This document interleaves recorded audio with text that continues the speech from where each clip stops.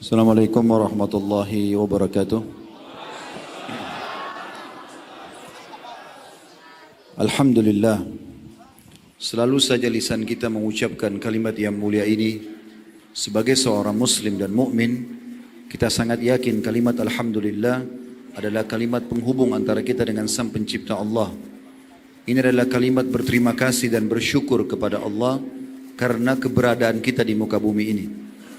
Dan Allah menjanjikan dengan mengucapkan kalimat ini, maka segala kebutuhan kita untuk roda kehidupan di muka bumi ini, bahkan ditambahkan dengan nikmat-nikmat yang besar di akhirat nanti akan dipenuhi. Maka jadilah orang yang selalu mengucapkan syukur dan Alhamdulillah kepada Sang Pencipta Allah. Selanjutnya kita panjatkan salam hormat kita kepada Nabi besar Muhammad sallallahu alaihi wa ala alihi wa sahbihi wasallam. Sebagaimana Allah telah perintahkan kita untuk mengucapkan salam hormat kepadanya, dan sebagai bentuk balas jasa 23 tahun dari masa hidup beliau semua dihabiskan untuk agama ini, sehingga sampailah kepada kita mana yang halal dan haram, mana yang Allah bolehkan, Allah perintahkan sehingga bisa dikerjakan dan nikmati, dan mana yang Allah larang sehingga bisa dijauhi. Pada kesempatan ini teman-teman sekalian, saya tidak bisa menyebutkan satu persatu, tapi saya menyebutkan atau saya cukup mengucapkan jazakumullah khairan untuk Pak Bupati dan seluruh jajarannya, seluruh DKM Masjid Raya Sopeng. Saya tidak ingat namanya masjid ini, tapi insya Allah seluruh DKM-nya kami ucapkan jazakumullah khairan juga atas berjalannya tablik akbar ini. Begitu juga seluruh teman-teman KHB tidak terkecuali, dan seluruh muslimin dan muslimat yang menghadiri acara kita ini. Semoga Allah subhanahu wa ta'ala mengikhlaskan niat kita dan menjadikan ini sebagai tambahan amal kita pada hari kiamat nanti. Allahumma amin. Kesempatan ini insya Allah kita akan bahas sebuah tema yang saya beri judul cara cerdas dalam beribadah. Kita sebagai seorang muslim wajib memahami firman Allah subhanahu wa ta'ala dalam surah Az-Zariyat. Allah berfirman tentang tujuan utama kita diciptakan di ayat 5-6-nya. A'udzu billahi minasyaitonir rajim wa ma khalaqtul jinna wal insa illa liya'budun. Aku, kata Allah, sebagai pencipta langit dan bumi dan pencipta seluruh manusia dan seluruh makhluk, mengatakan aku tidak menciptakan jin dan manusia kecuali untuk beribadah kepadaku. Jadi memang tujuan kita ada di muka bumi ini Bapak Ibu sekalian, memang untuk mengerjakan sholat, bakti dengan orang tua, berpuasa Ramadan, zakat dan sedekah, haji dan umrah, menghadiri majelis ilmu, berbuat baik sesama manusia, membantu orang susah, menjenguk orang sakit. Demikian juga dengan seluruh apa yang Allah perintahkan, serta menjauhi semua yang Allah larang. Itu tujuannya. Kalau ada orang yang memilih tujuan selain ini, maka dia keliru. Tentu tidak akan menemukan jalan yang terbaik selama di muka bumi ini. Kesimpulannya dari ayat ini adalah kita disuruh beribadah kepada Allah subhanahu wa ta'ala. Dan ibadah itu semua perkataan dan perbuatan yang dicintai dan diperintahkan oleh Allah. Kita sudah tahu ini adalah tujuan utama kita diciptakan di muka bumi ini. Berarti kita dianjurkan mengerjakan semua ibadah yang Allah perintahkan. Dan kita menjauhi semua apa yang Allah larang masuk dalam kategori ibadah juga. Di sini teman-teman sekalian, dalam membahas ibadah cukup luas bahasanya tentunya, tapi ada hal yang ingin saya sentuh di sini tentang cara cerdas beribadah. Saya bukan sedang membahas tentang syarat sahnya ibadah, rukun-rukun ibadah, hal-hal yang membatalkan ibadah, bukan itu. Itu di bahasan fikih. Saya lebih menyentuh ke poin tentang masalah tazkiyatun nafs, pensucian jiwa kita. Bagaimana kita lebih tersentuh secara keimanan, sehingga kita bisa komitmen dan istiqomah dalam mengerjakan ibadah-ibadah. Dan kita cerdas memilih mana ibadah yang kita prioritaskan, mana yang tidak kita prioritaskan. Maksudnya di sini adalah yang kita dahulukan yang harus kita kejar, dan mana yang kita nanti nomor duakan dari jenis-jenis ibadah ini. Sebelumnya, jauh membahas masalah ini, kita coba fokus ke masalah ikhlas. Di dua pertemuan kita sudah saya ingatkan ini, dan ini pertemuan kita yang ketiga. Setelah kemarin di Goa juga ada tablik akbar. membahas tentang kebesaran Sang Pencipta Allah pada tidur. Dan tadi siang kita sudah membahas juga materi tentang keutamaan masjid, dan sekarang insya Allah cara cerdas beribadah. Saya mengingatkan kembali diri saya terutama dan teman-teman sekalian untuk ikhlas kepada Allah Subhanahu wa taala. Semua yang hadir di sini hadir karena Allah, bukan karena diajak oleh teman, bukan hanya sekedar mau tahu rame atau tidak, bagus atau tidak bahasannya. Karena dalam majelis ilmu ini adalah bagian daripada ibadah kepada Allah, dibutuhkan keikhlasan. Renungi baik-baik sabda Nabi SAW, diriwayatkan oleh sahabat yang mulia Ad-Dahhak ibn Qais radhiyallahu anhu, yang berbunyi, Inna Allah tabaraka wa ta'ala yaqul, sesungguhnya Allah yang maha berkah dan maha tinggi berfirman, Ana khairu syarikin, aku adalah sebaik-baik sekutu. Faman asyraka ma'i syarikan fahuwa li syariki. Siapa yang coba mempartnerkan aku dengan sekutu, maka aku akan berikan semua untuk sekutuku itu. Lalu Nabi SAW mengatakan, Ya ayyuhan nas akhlisu a'malakum. Wahai sekalian manusia, oleh karena itu ikhlaskan, artinya murnikan hanya untuk Allah saja. Fa inna Allah tabaraka wa ta'ala la yakbalu minal amali illa ma khalusa lahu. Karena Allah tidak akan pernah menerima, enggak ada nilainya, enggak ada balasannya, baik di dunia maupun di akhirat, kecuali yang ikhlas karenanya. Wala taqulu, dan jangan pernah kalian ucapkan, hadhihi lillahi walirrahim, ini untuk Allah dan untuk kerabat-kerabatku. Fa innaha lirrahim, karena itu akan untuk kerabat kalian. Misal contoh, kita silaturahim ke rumah keluarga. Lalu kita katakan, saya datang ke sini karena Allah perintahkan dan karena kalian. Bahasa karena kalian ini sudah cukup untuk hilang pahala silaturahim itu. Harus murni karena Allah. Gak ada hubungannya. Kita bantu orang susah, jangan kita mengatakan, saya bantu kamu karena Allah perintahkan dan karena kasihan lihat keadaanmu. Maka yang akan didapatkan hanya kasihan karena keadaan orang tersebut. Lalu beliau mengatakan, walaysa lillahi minha syai'. Kata Nabi SAW, karena Allah tidak akan menilai buat Allah sedikit pun dari apa yang dikerjakan tadi. Wala taqulu, dan jangan pernah kalian ucapkan juga, hadhihi lillahi wali ujuhikum, ini karena Allah saya lakukan dan karena kasihan pada kalian. Fa innaha li ujuhikum, karena itu nanti hanya untuk mencari nama kalian saja. Atau ini lebih tepatnya, ini untuk Allah dan ini untuk nama baik. Maka kata Nabi SAW, itu hanya untuk nama baik kalian. Walaysa lillahi minha syai', dan tidak akan dinilai oleh Allah sedikit pun. Maka ini poin yang sangat penting untuk diperhatikan dalam asas ibadah itu. Karena kalau dicampur antara Allah dengan makhluknya, maka Allah tidak akan terima. Dalam hadis yang hadis tadi itu hadis sahih diriwayatkan oleh Al-Baihaqi. Hadis yang lain Abu Umamah radhiyallahu anhu meriwayatkan, dia berkata, Ja'a rajulun ila Rasulillah sallallahu alaihi wasallam faqal. Telah datang seseorang kepada Rasulullah SAW, lalu orang itu berkata, Ara'aita rajulan gaza yaltamisul ajra wadh-dhikra. Bagaimana menurut anda ya Rasulullah tentang seseorang yang berperang karena Allah dan juga mencari nama. Dia ingin reputasi. Ya. Maka Rasulullah SAW bersabda, orang itu mengatakan, malahu, dapat apa orang itu? Faqala Rasulullah SAW, la syai'a lahu, dia tidak akan dapat sedikit pun pahala. Fa'adaha thalatha miraran, atau mirar. Orang itu mengulangi sampai 3 kali, ya Rasulullah, berperang, ya, meninggalkan keluarga, meninggalkan harta, karena Allah dan juga supaya harum namanya. Nabi SAW mengatakan tidak ada apa-apanya. Sampai 3 kali. Wa yaqulu Rasulullah SAW, kemudian Nabi SAW bersabda setelah 3 kali dia jelaskan, la syai'a lahu, tidak ada sedikit pun untuknya. Thumma qala, lalu beliau berkata, Inna Allah Azza wa Jalla la yakbalu minal amali illa ma kana lahu khalisan wa butughiya bihi wajhu. Sesungguhnya Allah tidak akan pernah menerima amal kecuali yang betul-betul tulus karena berharap balasan dari Allah, baru bisa diterima. Bayangkan pekah sekali ya. Jadi kalau silaturahim keluarga karena Allah yang perintahkan, gak ada hubungannya sama kerabat kita. Seorang suami baik sama istrinya karena Allah yang perintahkan baik pada istrinya. Istri baik sama suaminya karena Allah yang perintahkan. Orang tua pada anak karena Allah perintahkan. Anak bakti sama orang tua karena Allah yang perintahkan. Atasan baik sama bawahannya, bawahan sama atasannya, tetangga dengan tetangga. Siapa saja karena Allah subhanahu wa ta'ala. Semua. Kapan sedikit aja dipartnerkan, maka Allah akan meninggalkan dia dengan apa yang dia niatkan itu. Maka ini penting teman-teman sekalian. Makanya banyak sekali orang berpikir dia sudah beramal banyak, di hari kiamat tidak bawa apapun.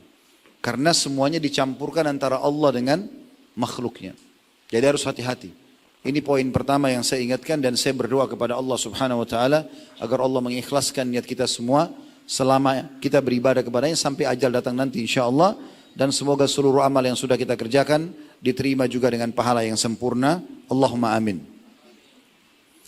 Saya akan masuk teman-teman sekalian cara cerdas yang pertama dalam beribadah. Yaitu memaksimalkan niat. Memaksimalkan niat. Ini banyak orang luput dari masalah ini. Beranjak daripada hadis Nabi SAW, teman-teman bisa renungi hadis ini ya. Hadis yang sahih diriwayatkan Anas ibn Malik radhiyallahu anhu, beliau berkata, kami pernah pulang dari perang Tabuk bersama Rasulullah SAW dan beliau bersabda, inna aqwaman khalfana bil Madinah, inna aqwaman khalfana bil Madinah ma salakna syi'ban wala wadiyan illa wahum ma'ana habasahumul udhur.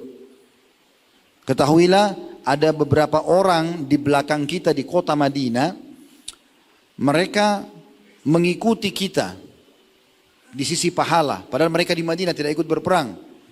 Setiap kita melewati celah-celah gunung dan tidak pula lembah, kecuali mereka akan ikut bersama kita doa dari sisi pahalanya. Karena orang jihad setiap langkahnya ada pahalanya. Karena mereka tertahan dengan uzur. Dalam riwayat itu, riwayat Bukhari, dalam riwayat Abu Dawud, kata Nabi SAW, laqad taraktum bil madinati aqwaman masirtum masirah. Sesungguhnya kalian telah meninggalkan beberapa orang di Madinah yang tidak kalian melangkah sebuah langkah. Wala anfaqtum min nafaqah, dan tidak ada uang yang kalian sedekahkan di jalan Allah. Wala qata'tum min wadin illa wahum ma'akum fi, dan tidak juga kalian lewati lembah-lembah kecuali mereka akan bersama kalian dari sisi pahala. Qalu ya Rasulullah wa kaifa yakununa ma'ana wahum bil Madinah. Bagaimana mereka, para sahabat bertanya, ya Rasulullah, bagaimana bisa mereka bersama mendapatkan pahala kita padahal mereka tidak ikut dalam jihad ini? Dan mereka dari kota Madinah. Kata Nabi SAW, habasahumul marad. Sesungguhnya mereka tertahan karena penyakitnya. Tapi niat mereka kalau mereka tidak sakit, mereka akan ikut berperang. Di dalam riwayat yang lain, sahih, hadis ini sahih di ghairihi, dari hadis Abu Hurairah radhiyallahu anhu dan diriwayatkan oleh Ibnu Majah, kata Nabi SAW, innahum yub'atsun nasu ala niyatihim. Sesungguhnya manusia akan dibangkitkan sesuai dengan niat-niat mereka. Jadi memang niat ini sangat berpengaruh. Sangat berpengaruh. Renungi hadis ini. Hadis selanjutnya dalam masalah ini. Kata Nabi SAW dari hadis Abu Kabsha Al-Ammari radhiyallahu anhu, "Thalathatun uqsimu alaihinna wa uhaddithukum hadithan fahfadhuhu." Ada 3 perkara kata Nabi SAW di mana aku bersumpah atasnya. Artinya perhatikan baik-baik karena ini harus kalian jaga. Jangan sampai luput. Dan aku akan menyampaikan dalam bentuk hadis, maka hafallah baik-baik. Ini wasiat Nabi SAW. Apa yang beliau katakan? Qala ma naqasa malu abdin min sadaqah. Hafal baik-baik dan amalkan. Tidak akan pernah berkurang harta seorang hamba karena sedekah. Hitung-hitungannya orang kapitalis, kalau dia punya 100 ribu, dia keluarkan 10 ribu sedekah, maka berkurang. Sisa 90 ribu. Itu pemikiran orang kapitalis. Kalau di sini di masjid masih ada yang berpikir seperti itu, harus dihapus malam ini. Karena konsep Islam tidak seperti itu. Kata Nabi SAW, hafal baik-baik, amalkan. Tidak akan berkurang harta seorang hamba karena sedekah. Kalau hari ini anda kesedekahkan 10 ribu rupiah dari 100 ribu, Allah akan ganti di hari yang sama atau besoknya minimal 10 kali lipat. Jadi itu jenis investasi yang tidak akan pernah rugi. Ini poin penting. Kenapa banyak orang selalu hitung-hitungan dalam bersedekah? Karena dia pakai sistem kapitalis. Oh kalau saya keluarkan maka kurang. Padahal sebenarnya tidak dalam Islam. Ini Nabi suruh hafal baik-baik. Lalu beliau mengatakan, wala zulima abdun madlamatun sabara 'alaiha illa zadahullahu izza. Dan tidak ada seorang hamba yang terzalimi, ada orang berbuat jahat sama dia, lalu dia sabar, dia enggak balas, dia digunjing, dia difitnah, dia disakiti, tapi dia tidak balas kejahatan dengan kejahatan, kecuali Allah akan tambah baginya kemuliaan dan kedudukan. Sabar atas gangguan orang. Jadi kalau sudah ada yang ganggu anda, fahami baik-baik dan hafal dari Rasulullah SAW. Oh berarti kalau saya sabar di masalah ini, di ujungnya ini ada satu tingkatan yang Allah akan kasih. Ada kedudukan. Jadi jangan malah emosi. Ini konsepnya. Wasiat Nabi SAW, disuruh jaga. Kemudian kata Nabi SAW, wala fatah abdun baba mas'alatin illa fatahallahu alaihi baba fakrin. Dan tidak ada seorang hamba yang membuka pintu mengemis, kecuali pasti Allah bukakan baginya pintu kemiskinan dan kehinaan. Wa uhadditsukum haditsan fahfadhu. Lalu saya juga akan sampaikan kalian hadis, hafal baik-baik. Dan ini sekarang yang jadi saksi bahasan kita. Tadi potongan awal hadis itu bukan bahasan kita. Ini sekarang yang akan jadi bahasan kita, berhubungan dengan niat. Apa kata Nabi SAW? Innamad dunya li arba'ati nafar.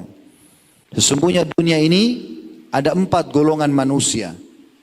Yang pertama beliau mengatakan, abdun razaqahullahu malan wa ilman fahuwa yattaqi fihi rabbah. Seseorang hamba yang Allah lapangkan ilmu yang luas, ilmu agama dan harta yang melimpah. Lalu dia bertakwa kepada Allah padanya. Wa yasilu fihi rahimah. Dia cuma cari sumber halal, dia juga sibuk dengan bersedekah, dan dia melanjutkan hubungan silaturahim dengan hartanya itu, membantu kerabatnya. Wa ya'lamu lillahi fihi haqqa. Dan dia tahu Allah punya hak di situ, ada zakat malnya. Fahadha bi afdalil manazil. Ini orang yang paling baik, tertinggi derajatnya dari manusia, hafal baik-baik, orang yang Allah berikan ilmu dan harta. Berarti dari poin ini teman-teman, kita dianjurkan agar memohon kepada Allah dijadikan orang yang pintar dan kaya. Dan tidak ada dalam Islam menjadi orang bodoh dan miskin, tidak ada. Kalau ada yang hadir mengatakan, Ustaz saya masih miskin, masa Ustaz nyinggung seperti itu? Saya bukan menyinggung, saya sedang menyampaikan kepada anda wasiat Nabi agar anda hafal. Anda disuruh berkembang, maju, bergerak. Pepatah bahasa Arab mengatakan fa inna fi harakati barakah, taharrak fa inna fi harakati barakah. Bergerak, produktif, karena semua itu akan ada berkahnya. Akan ada berkahnya. Dalam pepatah bahasa Arab yang lain, manjadda wajad. Siapa yang berusaha dia akan mendapatkan hasil kerjanya. Dan pepatah bahasa Arab yang lain mengatakan jarrib ta'rif. Coba dulu baru kau ambil keputusan. Jangan belum mencoba, saya nggak mungkin bisa. Saya nggak mungkin suka. Nggak ada dalam Islam itu. Kita coba dan jadikan mulahnya berdoa kepada Allah. Bilang, ya Allah, karuniakanlah kepadaku ilmu dan harta. Tambah lagi doanya, dan jadikan aku menghabiskan keduanya di jalanmu. Karena kalau ada orang punya ilmu tapi tidak diamalkan, percuma, akan jadi ancaman bagi dia di akhirat. Akan jadi dosa. Dia tahu haram tapi dia diam. Biarkan orang melakukannya, tidak boleh. Atau dia punya harta dia nggak sedekahkan, dia bakhil, maka jadi berdosa. Jadi kita harus menghabiskan keduanya. Punya ilmu sibuk mengajarkan kepada orang, dan punya harta sibuk bersedekah. Ini kedudukan yang paling tinggi. Lebih dalam kita bahas golongan kedua. Ini yang saya ingin titik beratkan, berhubungan dengan bahasan kita golongan kedua. Wa abdun razaqahullahu ilman walam yarzuqhu malan fahuwa sadikun niyah. Dan seorang hamba yang Allah karuniai ilmu, dia faham ilmu agama, tapi belum dikasih harta. Tapi dia tulus sekali niatnya. Niatnya baik. Ya. Yaqulu, dia berkata dengan niatnya, lau anna li malan la amiltu bi amali fulan. Kalau saya dikaruniai juga harta, saya akan buat seperti fulan. Tadi kelompok pertama. Dia kan punya ilmunya. Si fulan ini yang pertama bangun masjid 10, bolak-balik pergi haji, bantu orang miskin. Kelompok yang kedua ini, dia lihat Dia juga pengen sekali melakukan, tapi nggak ada uangnya. Bagaimana caranya supaya dia bisa mendapatkan pahala sama dengan kelompok pertama yang sudah bangun 10 masjid, yang sudah setiap hari berikan makan orang miskin, selalu bersedekah, bolak-balik pergi haji dan umrah. Kata Nabi SAW, dia berkata kelompok kedua yang punya ilmu tapi tidak punya harta, lau anna li malan, kalau Allah berikan saya harta juga, la amiltu bi amali fulan, maka saya akan berbuat seperti orang itu. Fahuwa biniyatihi, maka dia dengan niatnya, niat tulusnya tadi, fa ajruhuma sawa, pahalanya sama. Cerdas gak ini? Cerdas. Karena kita tidak mampu bangun 10 masjid, kita tidak mampu bolak-balik berhaji dan umrah, kita tidak mampu bantu setiap hari orang miskin, karena kita nggak punya harta. Tapi karena tahu ilmunya, ini malam ini Anda sudah dengarkan ilmunya, maka tuluskan niatnya.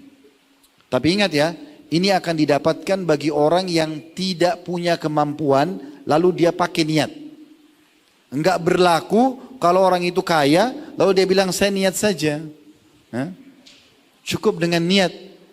Itu orang pergi haji, ya sudah saya juga niat haji. Padahal dia punya kemampuan, ini enggak dapat.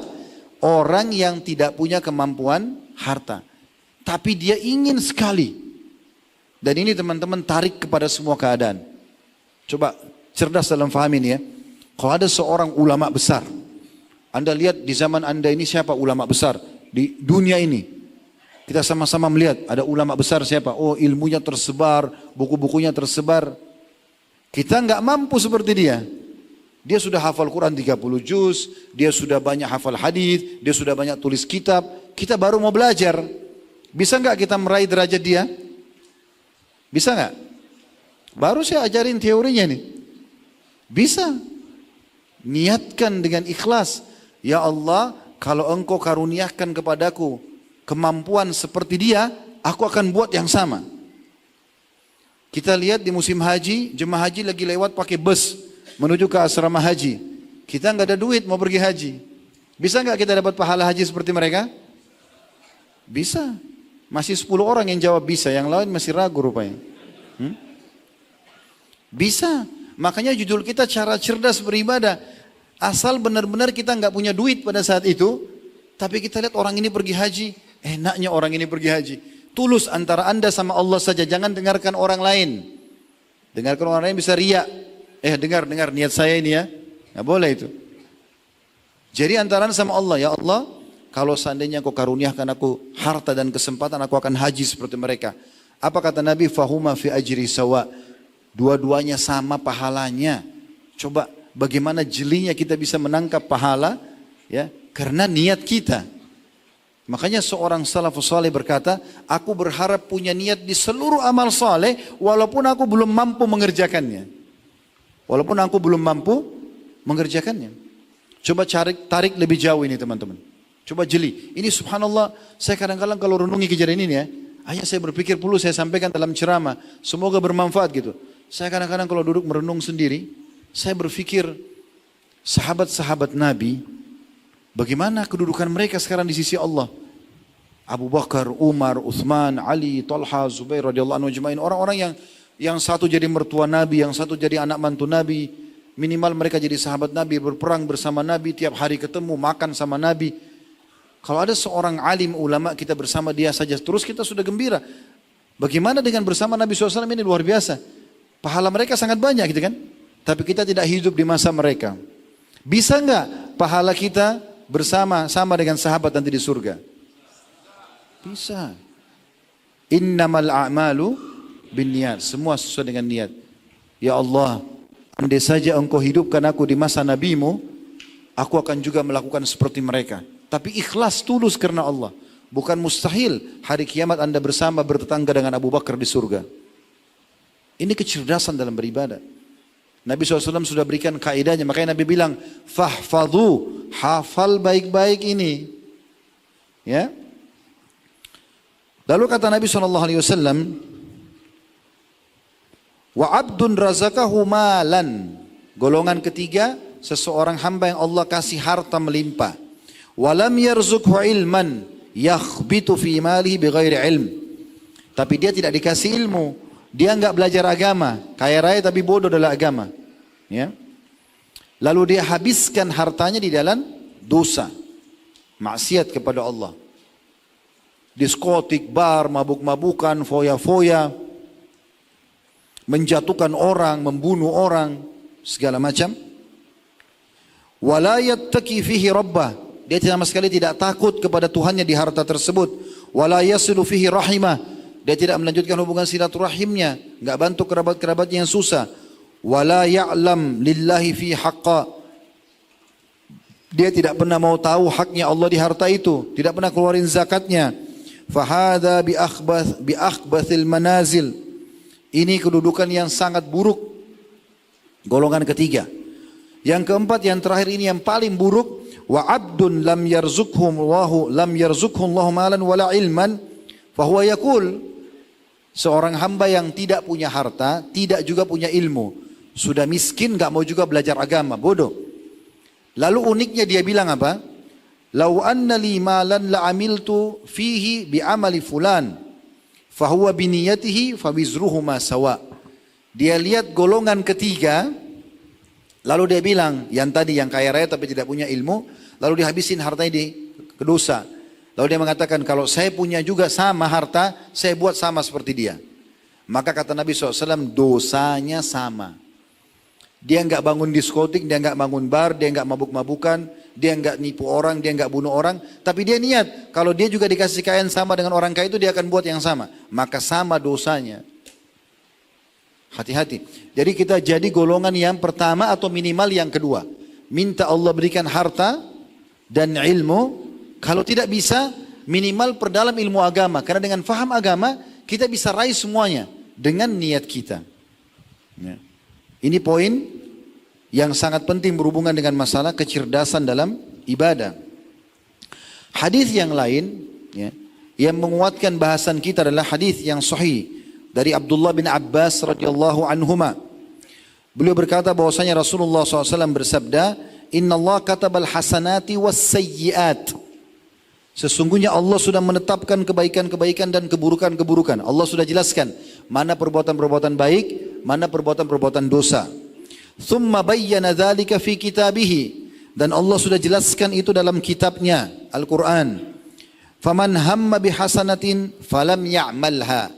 Siapa yang baru niat, bertekad mengerjakan satu amal kebaikan, belum dia kerjakan, katabahullahu indahu hasanatan kamila. Allah langsung catat di saat itu juga pahala lengkap ibadah itu. Jadi misalnya mau tidur malam, niat sholat tahajud.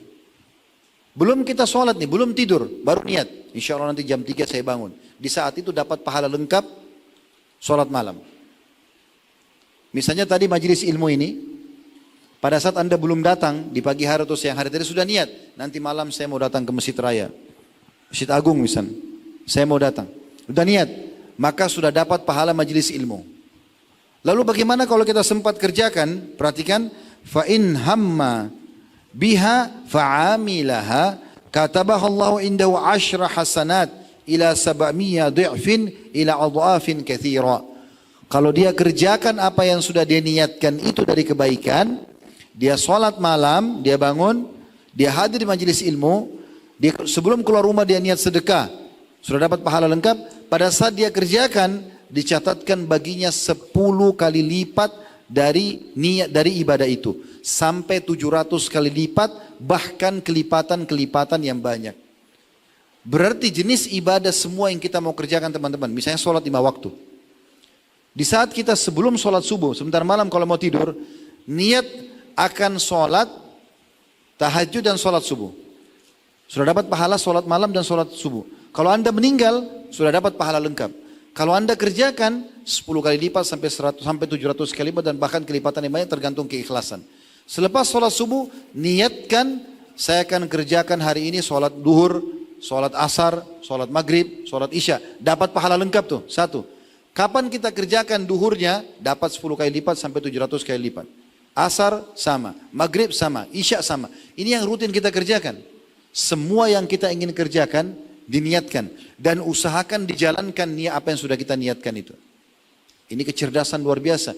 Jadi dengan niat kita bisa dapat berlipat-lipat pahala dengan jenis ibadah yang sama. Beda dengan orang yang pada saat dia tidak niat sama sekali sholat di masjid, tidak niat sholat duhur, begitu dia pergi ke kantor, aktivitas, pas azan temannya ajak, ayo kita sholat yuk. Oh ayo sholat, dia baru niat pada saat itu. Nah di sini beda dengan orang yang dari tadi awal sudah niat. Karena ini tiba-tiba aja mau kerjakan. Beda dengan orang yang pas ada orang miskin minta, baru dia keluarkan. Beda dengan orang yang sebelum keluar rumah, dia udah niat. Dia sudah taruh di kantong sebelah kanan atau kantong sebelah kirinya. Ini uang khusus kalau ada yang minta saya akan sedekah. Dia udah niatin. Ini sudah dapat pahala lengkap. Begitu dia kasih, 700 kali lipat. Itu bukan main-main itu. 700 kali lipat. Ya. Kemudian kata Nabi SAW, wa man hamma bi sayyi'atin falam ya'malha katabahallahu indahu hasanatan kamila. Siapa yang niat mau buat dosa lalu dia batalkan, dia enggak mau kerjakan karena Allah, dicatatkan baginya 1 pahala. Dia niat berzina, dia niat menipu, dia niat menggunjing, memfitnah, membunuh, mengganggu orang, apa saja. Tapi tiba-tiba pada saat dia mau jalankan dia batalkan. Enggak deh, Allah larang, dapat pahala lengkap. Karena batalin niat buruknya. Jadi kalau di sini ada yang hadir punya niat-niat buruk, apakah dia kena dendam sama orang, dia benci sama orang, ada sesuatu yang dia niatkan, batalkan, jadi pahala. Tidak usah jalankan. Kata Nabi SAW dalam hadis ini, fa in huwa hamma biha fa amilaha katabahu Allahu lahu sayyi'atan wahidah. Kalau dia niatkan lalu dia kerjakan dosa itu, hanya dicatatkan baginya 1 dosa saja. Zada fi riwayah, dan ditambahkan dalam riwayat lain, au mahaha, atau Allah akan hapuskan dosa itu. Wala yahliku 'alallahi illa halik, dan tidak ada orang yang binasa ya kecuali yang sudah memang pantas binasa. Setelah hadis ini harusnya tidak ada orang yang binasa. Karena dia tidak bisa mengerjakan pun karena dia sakit kah, karena dia ada uzur kah, dia bisa niat dapat pahala. Ya? Dia stroke, cacat, nggak bisa ke masjid, tapi dia niat dalam hati kalau saya sehat saya mau ke masjid, sudah dapat pahala terus sampai dia mati. Karena memang dia punya uzur, sebagaimana tadi hadis sudah kita jelaskan. Ini hadis yang luar biasa sekali berhubungan dengan masalah ini. Kemudian dalam hadis yang lain, hadis Abu Hurairah dengan sanad sahih. Tadi itu hadis riwayat Bukhari Muslim ya, yang sudah kita bacakan tadi. Dalam hadis yang sahih lain diriwayatkan oleh Imam Muslim. Maaf, ini Imam Bukhari. Lafaz Imam Muslim nanti ada. Abu Hurairah meriwayatkan bahwasanya Rasulullah sallallahu alaihi wasallam bersabda, yaqulullahu azza wa jal, Allah yang Maha Mulia dan Maha Tinggi berfirman, "Idza arada 'abdi an ya'mala sayyi'atan fala taktubuha 'alaihi hatta ya'malaha." Allah berfirman kepada para malaikat, pendamping manusia, kalau hambaku niat mau kerjakan dosa, jangan catat dulu. Allah suruh malaikatnya begitu, jangan catat dulu. Fa in amilaha faktubuha bimithliha. Kalau dia kerjakan, catat 1 dosa saja. Wa in tarakaha min ajli, kalau dia tinggalkan karena aku, kata Allah, faktubuha lahu hasanah, catat untuknya pahala. Wa in arada an ya'mala hasanatan falam ya'malha, dan kalau dia niat mau kerjakan kebaikan dan dia belum kerjakan, faktubuha lahu hasanah, catatkan buat dia pahala. Dia baru niat belum dikerjakan, catatkan pahala. Fa in amilaha faktubuha lahu bi asyri amsalha ila 700. Kalau dia kerjakan apa yang sudah dia niatkan, kata Allah kepada para malaikat, catat 10 kali lipat sampai 700 kali lipat. Jadi mirip riwayat lain tadi, mirip riwayat sebelumnya. Itu riwayat Bukhari. Riwayat Imam Muslim berbunyi, kata Nabi SAW, man hamma bihasanatin falam ya'malha kutibat lahu hasanah. Siapa yang niat mengerjakan 1 kebaikan, dicatatkan baginya 1 pahala, walaupun belum dikerjakan. Wa man hamma bihasanatin fa'amilha kutibat lahu asyru hasanatin ila 700 dhi'fin. Kalau dia kerjakan apa yang dia niatkan dari kebaikan, dicatatkan 10 kali lipat sampai 700 kali lipat. Wa man hamma bisayyi'atin falam ya'malha lam tuktab alaihi wa in amilaha kutibat. Kalau dia niat kerjakan dosa, belum dicatat dosa. Kalau dia sudah kerjakan, baru dicatatkan 1 dosa saja untuk dia. Kalau Anda sedang niat mau mengerjakan 1 kebaikan, teman-teman, kerjakan saja. Dan tidak usah kita tahu kira-kira yang kita keluarkan itu nanti atau kita kerjakan itu benar, pas atau tidak, yang penting sesuai dengan perintah Allah. Contohnya begini, Anda mau sedekah nih, ada orang miskin lewat, atau ada orang yang lewat, Anda mau sedekah, Anda berikan saja. Enggak usah tanya, kamu ini muslim atau bukan, uang ini kau pakai mabuk nanti atau tidak, enggak usah. Kasih saja, tugas kita memberi. Kecuali nyata, orang itu lagi mabuk sempoyongan, terus Anda kasih uang, kita tahu dia akan beli bir lagi atau minuman keras, jangan dikasih. Jadi nggak usah terlalu mendikte ke dalam orang yang akan kita berikan sesuatu. Dengarkan hadis ini ya. Hadis ini hadis yang sahih. Hadis ini diriwayatkan oleh Imam Bukhari dan juga Imam Muslim. Abu Hurairah meriwayatkan radhiyallahu anhu bahwa Rasulullah SAW bersabda, qala rajul, ada seseorang laki-laki berkata, la atasaddaqanna bi sadaqa fa kharaja bi sadaqati fa wada'aha fi yadi sarikin fa asbahu yatahaddatsun. Dia keluar, dia bawa duitnya, uangnya, dia mau sedekah. Pada saat dia ketemu dengan seseorang, dia langsung kasih tanpa dia tanya, siapa kamu ini? Ternyata yang dia kasih itu seorang pencuri. Dia tidak tahu kalau pencuri, dia kasih aja. Maka keesokan paginya, karena ini malam hari dilakukan, orang mulai berbicara, semalam pencuri itu dapat uang sedekah dari si fulan. Tapi orang yang kasih ini tidak tahu kalau ini pencuri. Dia keluar, dia niat lillahi ta'ala, dia kasih sedekah. Maka orang yang sedekah ini, maka orang berbicara mengatakan tusuddikal lailata ala sarik. Semalam orang pencuri yang biasa mencuri itu dapat duit sedekah. Maka orang yang bersedekah ini baru dengar. Faqal, lalu dia berkata, Allahumma lakal hamdu ala sarik. Dia bilang, alhamdulillah, engkau telah mudahkan aku bersedekah pada pencuri itu. Dia enggak menyesali. Karena kan dia tidak tahu, tapi niatnya mau sedekah. Lalu dia bilang, la atasaddaqanna bi sadaqa. Saya malam ini mau sedekah lagi, malam kedua. Fa kharaja bi sadaqati fa wada'aha fi yadi zaniyah. Lalu dia ketemu, dia niat siapa yang dia temui pertama, dia mau sedekah. Dia temui seorang wanita. Tanpa dia tanya apa pekerjaannya, langsung dia taruh di tangannya, ini sedekah saya. Ternyata perempuan itu seorang pezina. Dia tidak tahu. Dia kasih aja, dia niatnya mau sedekah. Ketemu orang di jalan, dia kasih itu. Fa asbau yatahaddatsun. Besok paginya orang-orang pada bicara di sekitar orang yang sedekah ini. Tusuddikal laila ala zaniyah. Itu pezina tuh semalam dapat sedekah lagi dari orang ini, gitu kan? Maka sampai ke telinga orang yang sedekah ini, faqala alhamdulillah, Allahumma lakal hamdu ala zaniyah. Segala puji bagi Allah, segala puji bagi Allah, karena engkau telah mudahkan aku sedekah untuk orang pezina ini. La tasaddaqanna bi sadaqa. Malam ketiga dia bilang, saya mau sedekah lagi deh. Karena malam pertama jatuh di tangannya pencuri, malam kedua jatuh di tangannya pezina. Malam ketiga, fa kharaja bi sadaqati fa wada'a fi yadi ganiyin.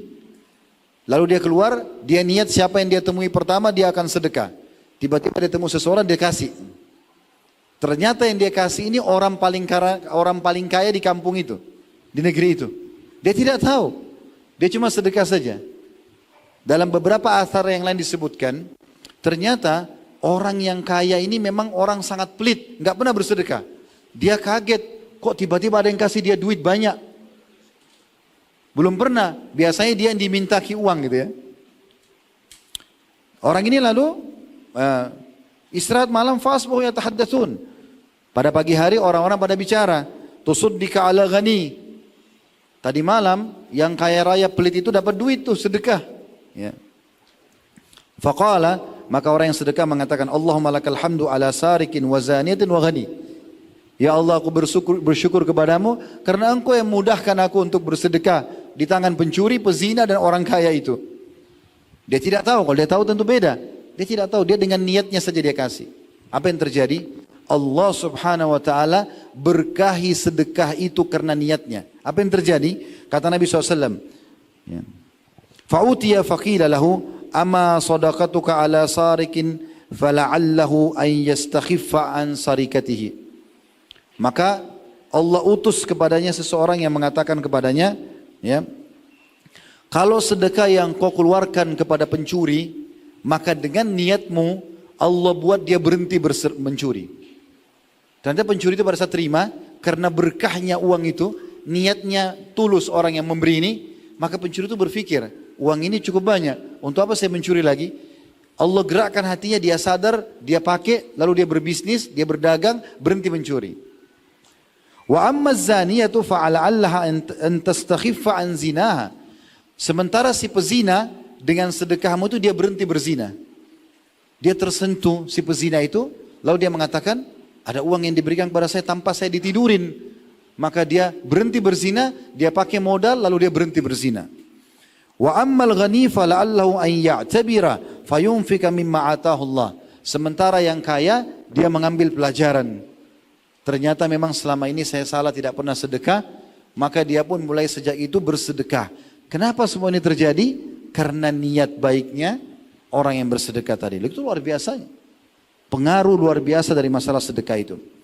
Di dalam hadis yang lain, menguatkan bahasan kita, hadis Hasan Sahih, ya. Dari hadis Abu Darda radhiyallahu anhu, beliau mengatakan bahwasanya Nabi SAW bersabda, man ata firasyahu wa huwa yanwi an yakuma yusalli minal lail, siapa yang datang mendatangi ranjangnya untuk tidur di malam hari dan dia niat ingin sholat, bangun sholat malam dan subuh, faghalabathu ainahu hatta asbah, lalu dia tertidur sampai pagi, lewat, tidak sempat sholat malam, kutiba lahu ma nawa, dicatatkan untuknya apa yang sudah dia niatkan. Wa kana naumuhu sadaqatun alaihi min rabbih, dan tidurnya itu sedekah Allah untuk dia. Sedekah Allah untuk dia. Jadi dia sudah ketiduran, lewat azan subuh baru bangun, tapi karena dia niat mau sholat malam, dapat pahala sholat malam lengkap. Dengan niatnya, tidurnya sedekah dari Allah. Ini mirip dengan hadis kalau anda ingat tentang orang yang makan siang hari Ramadan tapi lupa. Bukan sengaja dia lupa. Kata Nabi SAW, dia lanjutkan puasanya. Dan makanan yang sudah makan sedekah dari Tuhannya. Jadi seperti itu. Ini bagaimana teman-teman sekalian kita cerdas dalam melakukan dan menyusun niat kita dalam masalah ibadah ini.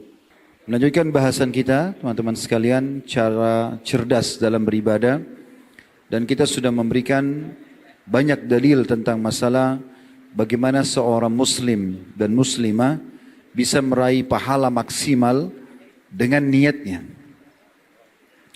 Hanya saja ada poin penting harus digarisbawahi. Pada saat kita diberikan kesempatan untuk ibadah kepada Allah Subhanahu wa taala, atau juga diberikan kesempatan untuk niat seperti ini, sekali lagi saya ingatkan, kontrol keikhlasannya. Kontrol keikhlasannya. Saya kasih contoh begini, supaya lebih memahami masalah ikhlas. Tulus bahasa kita ya. Bahasa Indonesianya itu tulus. Kalau seandainya ada seorang muslimah, seorang ibu, masak makanan, dia tulus dalam masak buat suaminya, buat orang tuanya. Walaupun bumbu yang sama, dengan bahan-bahan yang sama, perangkat yang dipakai untuk masak juga sama, dengan orang lain yang tidak tulus akan beda rasanya. Jadi itu pengaruhnya besar sekali. Pada saat orang itu tulus, tidak berharap ada balasan apa-apa. Semua dia kerjakan itu hanya supaya bisa memberikan yang terbaik. Itu maknanya kurang lebih. Kalau Allah Subhanahu wa taala mudahkan seseorang di antara kita teman-teman menghafal Al-Quran misalnya, Allah berikan dia hafalan yang banyak, suara yang indah, atau Allah berikan dia melimpah harta sehingga dia bisa leluasa melakukan banyak kegiatan-kegiatan amal soleh, atau dia berjihad, ya, sehingga dia bisa berperang dan banyak mengalahkan musuh-musuh Allah, maka di sini butuh keikhlasan. Kapan dia tidak ikhlas? Perhatikan hadis ini yang saya ingin sampaikan. Hadis yang sahih dari Abu Hurairah radhiyallahu anhu, beliau berkata bahwasanya aku mendengarkan Rasulullah sallallahu alaihi wasallam bersabda, "Inna awwalan nasi yuqda yaumal qiyamati alaihi rajulun istushhida." Ketahuilah, kata Nabi SAW, orang yang pertama sekali nanti akan dihisap hari kiamat adalah seseorang yang dianggap mati syahid. Ini nggak gampang ya. Pergi ke medan perang, kemudian meninggalkan keluarga, lalu ditusuk oleh musuh, mati. Fa'utiya bihi fa'arrafahu ni'amahu fa'arafaha. Didatangkan hari kiamat orang yang mati syahid ini, lalu Allah perlihatkan kepadanya nikmat-nikmat Allah. Seperti keberanian, badan yang kekar, keterampilan dalam berperang, pada saat dia membunuh musuh. Dan dia mengenal itu. Oh iya, memang saya pernah lakukan itu. Allah perlihatkan untuk dia. Qala fama amilta fiha. Allah bertanya kepada dia di depan makhluk semua, apa yang kau kerjakan dengan semua ini yang saya sudah berikan? Keberanian, keterampilan, sampai membunuh beberapa orang musuh. Qala qataltu fika hatta stushhidtu.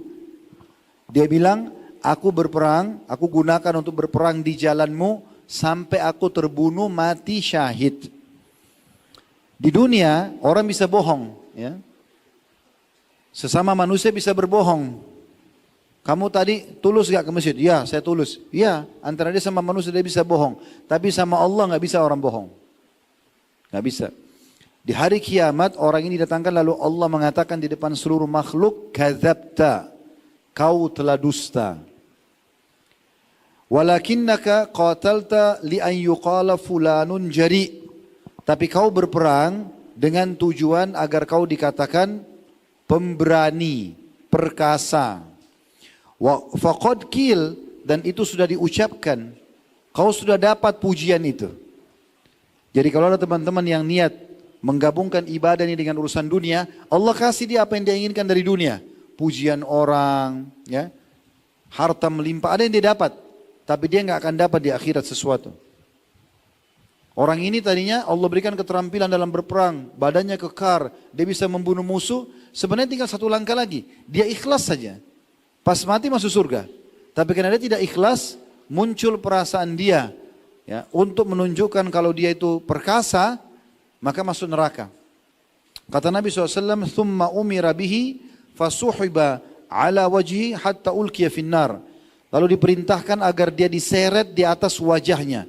Kakinya di atas, wajahnya di bawah. Diseret, lalu dilemparkan ke dalam api neraka. Ini orang mati syahid. Ya. Harus betul-betul murni karena Allah. Ada satu orang dulu di Madinah namanya Kazman.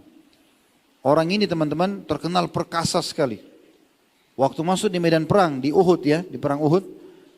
Badannya kekar, keterampilannya luar biasa. Sampai membuat sahabat-sahabat kagum. Dia maju ke musuh sendirian, dia tebas sana, dia tebas sini. Banyak korbannya dari orang-orang kafir Quraisy. Sampai menjadi buah bibir. Apa kata para sahabat? Orang ini ahli surga nih.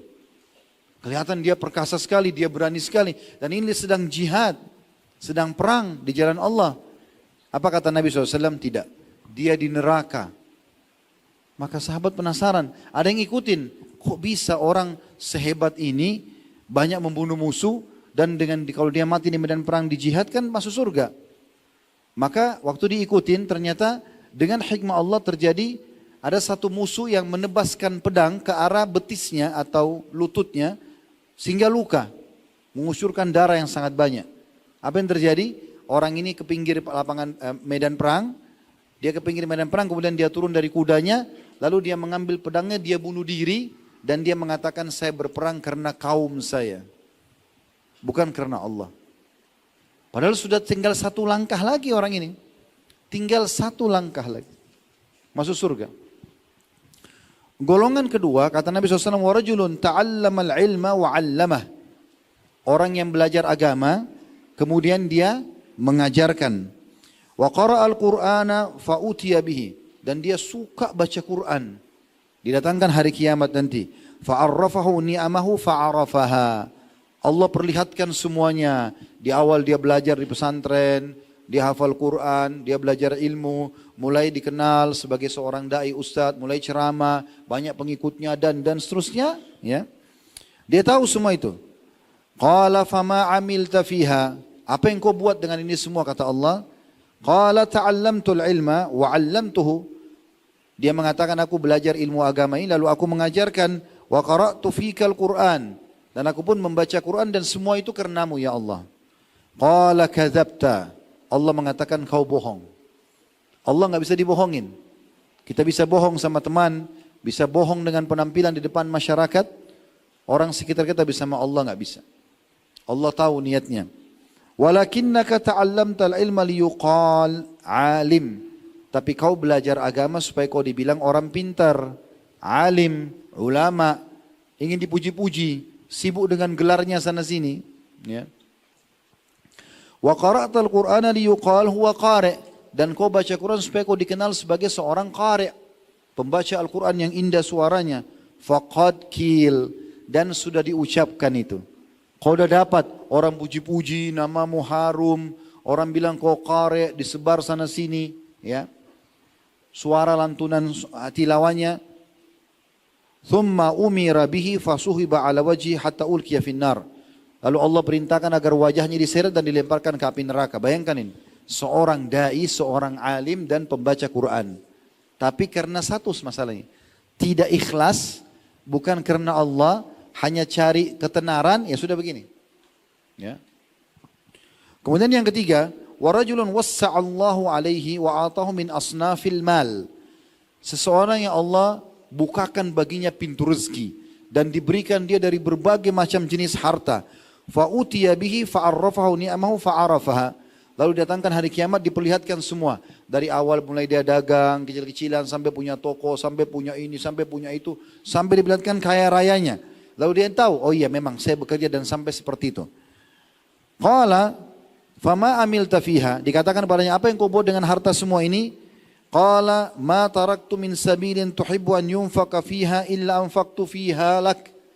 Aku tidak temukan satupun jalan yang bisa kesempatan bersedekah di jalanmu kecuali aku lakukan. Dan itu karenamu ya Allah. Semua sedekahku karenamu. Allah mengatakan kadzabta. Kau telah dusta. Walakinnaka fa'alta liyuqal huwa jawad. Tapi kau kerjakan itu sedekah, lakukan banyak kegiatan supaya kau dibilang dermawan. Faqad qil, dan sudah diucapkan, kau sudah dapat pujian itu. Thumma umira bihi fasuhiba ala wajhi thumma ulqiya finnar. Kemudian diperintahkan untuk diseret wajahnya dan dilemparkan ke dalam api neraka. Dan ini sebuah peringatan yang luar biasa yang harus kita hati-hati teman-teman sekalian. Semoga Allah ikhlaskan niat kita ya. Semoga Allah ikhlaskan niat. Makanya kalau kita ikhlas itu teman-teman efeknya luar biasa gitu. Efeknya luar biasa. Kadang-kadang hanya dengan satu penyampaian kita sampaikan. Tapi kalau kita ikhlas efeknya besar kepada orang gitu. Beda kalau orang cuma cari nama, cari reputasi, cari ketenaran. Biar juga bagus penyampainya, orang tidak berbekas. Pulang bagus selesai. Nggak ada efeknya. Orang amalkan atau tidak? Tidak. Sama dengan sedekah. Orang puji aja tapi uangnya nggak berkah. Begitu juga dengan jihad. Hanya pujian-pujian saja. Tidak ada gunanya. Dan sudah saya singgung tadi siang. Kalau Anda masih ingat. Pujian orang itu hanya sepanjang lidahnya. Tidak ada manfaatnya. Ada orang setengah mati sholat malam, semalam suntuk malam kerja, sholat, besok pagi dia hancurin dengan satu kata. Dia tanya, setan bisikin, tadi malam kau sholat, coba tanya teman-temannya sholat gak? Dia ngomong sama temannya, kamu sholat malam gak? Enggak, oh saya tadi malam sholat, habis semalam itu. Dalam 1-2 detik, habis yang 2-3 jam dia sholat. Ini bahayanya, harus hati-hati. Makin orang tidak tahu amal kita makin bagus. Biarkan antara kita sama Allah. Kecuali amal itu memang terpaksa orang lihat. Contoh kita di majelis ilmu begini kita nggak bisa sembunyi. Kita pergi haji dan umroh nggak bisa kita sembunyi. Orang lihat. Ya. Tapi cukup orang yang lihat saja. Tidak perlu teman-teman antum pulang dari sini. Lalu kemudian pamer sama orang. Tulis status saya baru pulang taklim. Untuk apa? Untuk apa kira-kira? Coba tanya diri sendiri. Untuk apa? Supaya orang bilang, oh baru belajar. Begitu? Hati-hati hilang loh pahalanya. Tidak usah. Untuk apa tulis status? Gitu kan? Untuk apa bahasakan ke orang? Kamu semalam hadir nggak di masjid saya? Tidak hadir. Oh saya hadir tuh. Kamu kemarin sholat di masjid nggak? Enggak. Oh saya kemarin 5 waktu sholat nggak ketinggalan. Hilang semua. Tujuannya hanya 4 huruf, ingin dipuji. Apa yang didapatkan? Badannya tambah gemuk kalau dipuji, tambah kaya, tambah sehat, tambah pintar, tambah kekar. Nggak ada yang didapat. Nggak ada manfaatnya pujian. Nggak ada manfaatnya. Pujian nggak boleh. Bahkan kita dilarang dalam syariat Islam, kalau ada saudara kita muslim berbuat ibadah bagus, kita puji nggak boleh. Dilarang. Pernah ada orang sholatnya khusyuk sekali di masjid Nabi SAW. Khusyuk sekali sholatnya. Ada satu sahabat duduk di sebelah Nabi, lalu dia mengatakan, ya Rasulullah, saya cinta sama orang ini. Ini luar biasa. Sujudnya, rukuknya, iktidalnya, semua tumak nina, tenang. Ini orang luar biasa, saya cinta sama dia. Ibadahnya bagus sekali. Kata Nabi SAW, jangan kau dengarkan dia. Karena kalau kau dengarkan, kau binasakan dia. Jangan sengaja puji, gak usah. Lebih baik kita diam saja. Dan kelihatan, orang kalau ikhlasnya gak butuh dipujian. Memang begitu. Ya udah terserah. Ya. Masalah orang terima gak terima penyampainya itu urusan Allah, bukan urusan kita. Nabi Muhammad SAW saja diperintahkan untuk menyampaikan. Bukan memaksakan hidayah pada orang. Tidak bisa. Dakwah itu penyampaian, bukan penerimaan. Kalau ada orang target dakwah untuk diterima, ini keliru. Karena orang kan punya pikiran. Dia berpikir, bagus gak ya? Hatinya mungkin perlu digerakkan dulu. Mungkin tergerak, Allah berikan. Itu Allah punya urusan. Tugas kita menyampaikan. Yang penting ikhlas, Allah berkahi. Itu poin yang penting yang harus digarisbawahi teman-teman sekalian. Jangan juga pernah hubungkan antara urusan akhirat sama dunia ini. Dunia boleh kita kerjakan.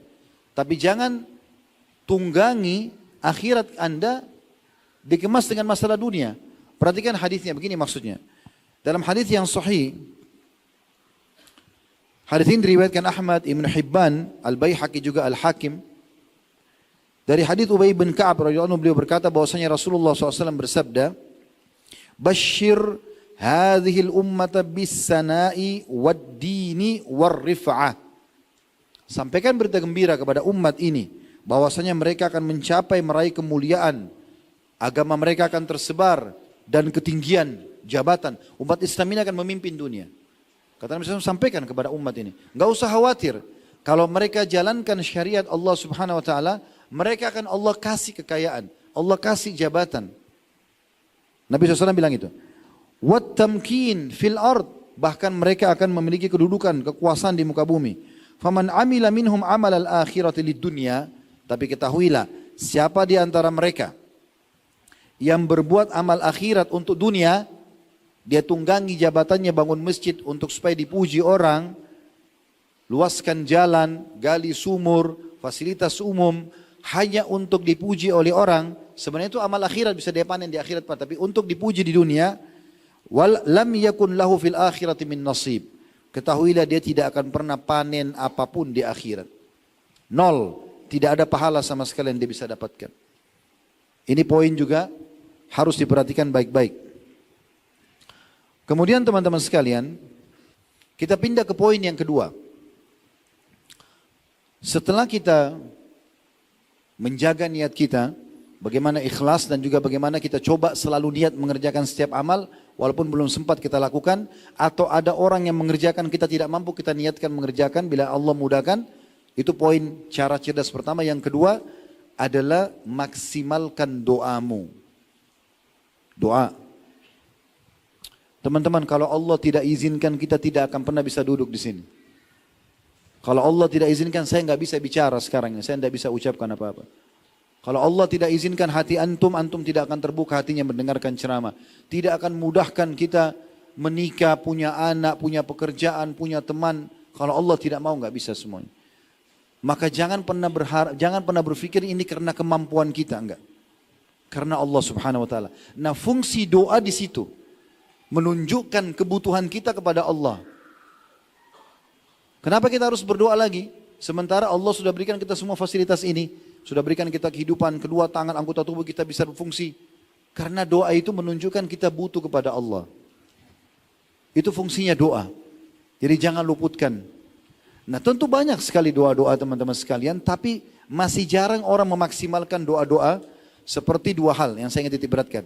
Waktu-waktu mustajab doa, ini penting sekali. Antara azan dan iqamah, pada saat lagi safar, puasa, kalau kita ada Senin Kamis, puasa sunnah, puasa Ramadan, sepanjang hari ataupun menjelang buka puasa ada waktu mustajab. Hujan lagi turun seperti sekarang ada menjelang musim hujan. Ini semua waktu-waktu mustajab. Minta doa orang tua kita, Ayah dan ibu kalau sudah meninggal, minta sama paman, saudaranya ayah, atau saudarinya ibu, tante. Karena pengganti ayah, saudara kandungnya ayah, pengganti ibu, saudarinya ibu. Ya. Mereka kedudukannya seperti orang tua kita. Seperti Ali bin Abi Thalib pada saat meninggal ayahnya Abu Thalib, maka dia meminta selalu kepada pamannya Abbas yang masuk Islam agar selalu ridho sama dia tiap hari karena dia anggap itu pengganti ayahnya. Jadi kita bisa melakukan doa, tapi maksimalkan waktu dan tempat mustajab. Kemudian pilih doa-doa pilihan. Nah ini poin penting. Saya ingin sampaikan ada riwayat yang perlu kita perhatikan teman-teman sekalian. Coba renungi riwayat ini ya. Saya melihat sahabat ini sangat cerdas dalam bertanya kepada Nabi SAW. Hadis ini diriwayatkan oleh Tirmidzi dengan sanad hasan. Ada ulama yang melemahkan hadis ini tapi At-Tirmidzi menghasankannya. Dari Abu Umamah radhiyallahu anhu berbunyi, beliau mengatakan, qala da'a Rasulullah sallallahu alaihi wasallam, da'a Rasulullah sallallahu alaihi wasallam bidu'ain katsir. Rasulullah SAW berdoa dengan doa yang sangat banyak. Lam nahfadhu minhu syai'a. Sampai-sampai saking banyaknya hampir kami tidak bisa menghafalnya. Qulna, lalu kami berkata, ya Rasulullah, wahai utusan Allah, da'auta bidu'ain kathirin lam nahfadh minhu syai'a. Anda banyak sekali mengamalkan doa-doa dan hampir tidak ada yang kami bisa hafal karena banyaknya. Lalu apa yang dia tanya? Dia bilang begini. Faqal, maksudnya dia ini, bagaimana kami bisa menghafal ini semua? Doanya terlalu banyak. Faqal, maka Nabi SAW mengatakan, ala adullukum ala ma yajma'u dhalika kullah? Mau enggak aku ajarkan kalian satu doa, sudah menggabungkan semua doa yang saya baca. Coba perhatikan ya.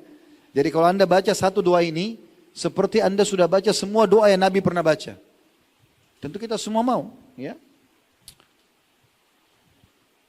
Kemudian setelah Nabi SAW mengatakan, taqul, bacalah, Allahumma inni as'aluka min khairi ma sa'alaka minhu nabiyyuka Muhammadun sallallahu alaihi wasallam.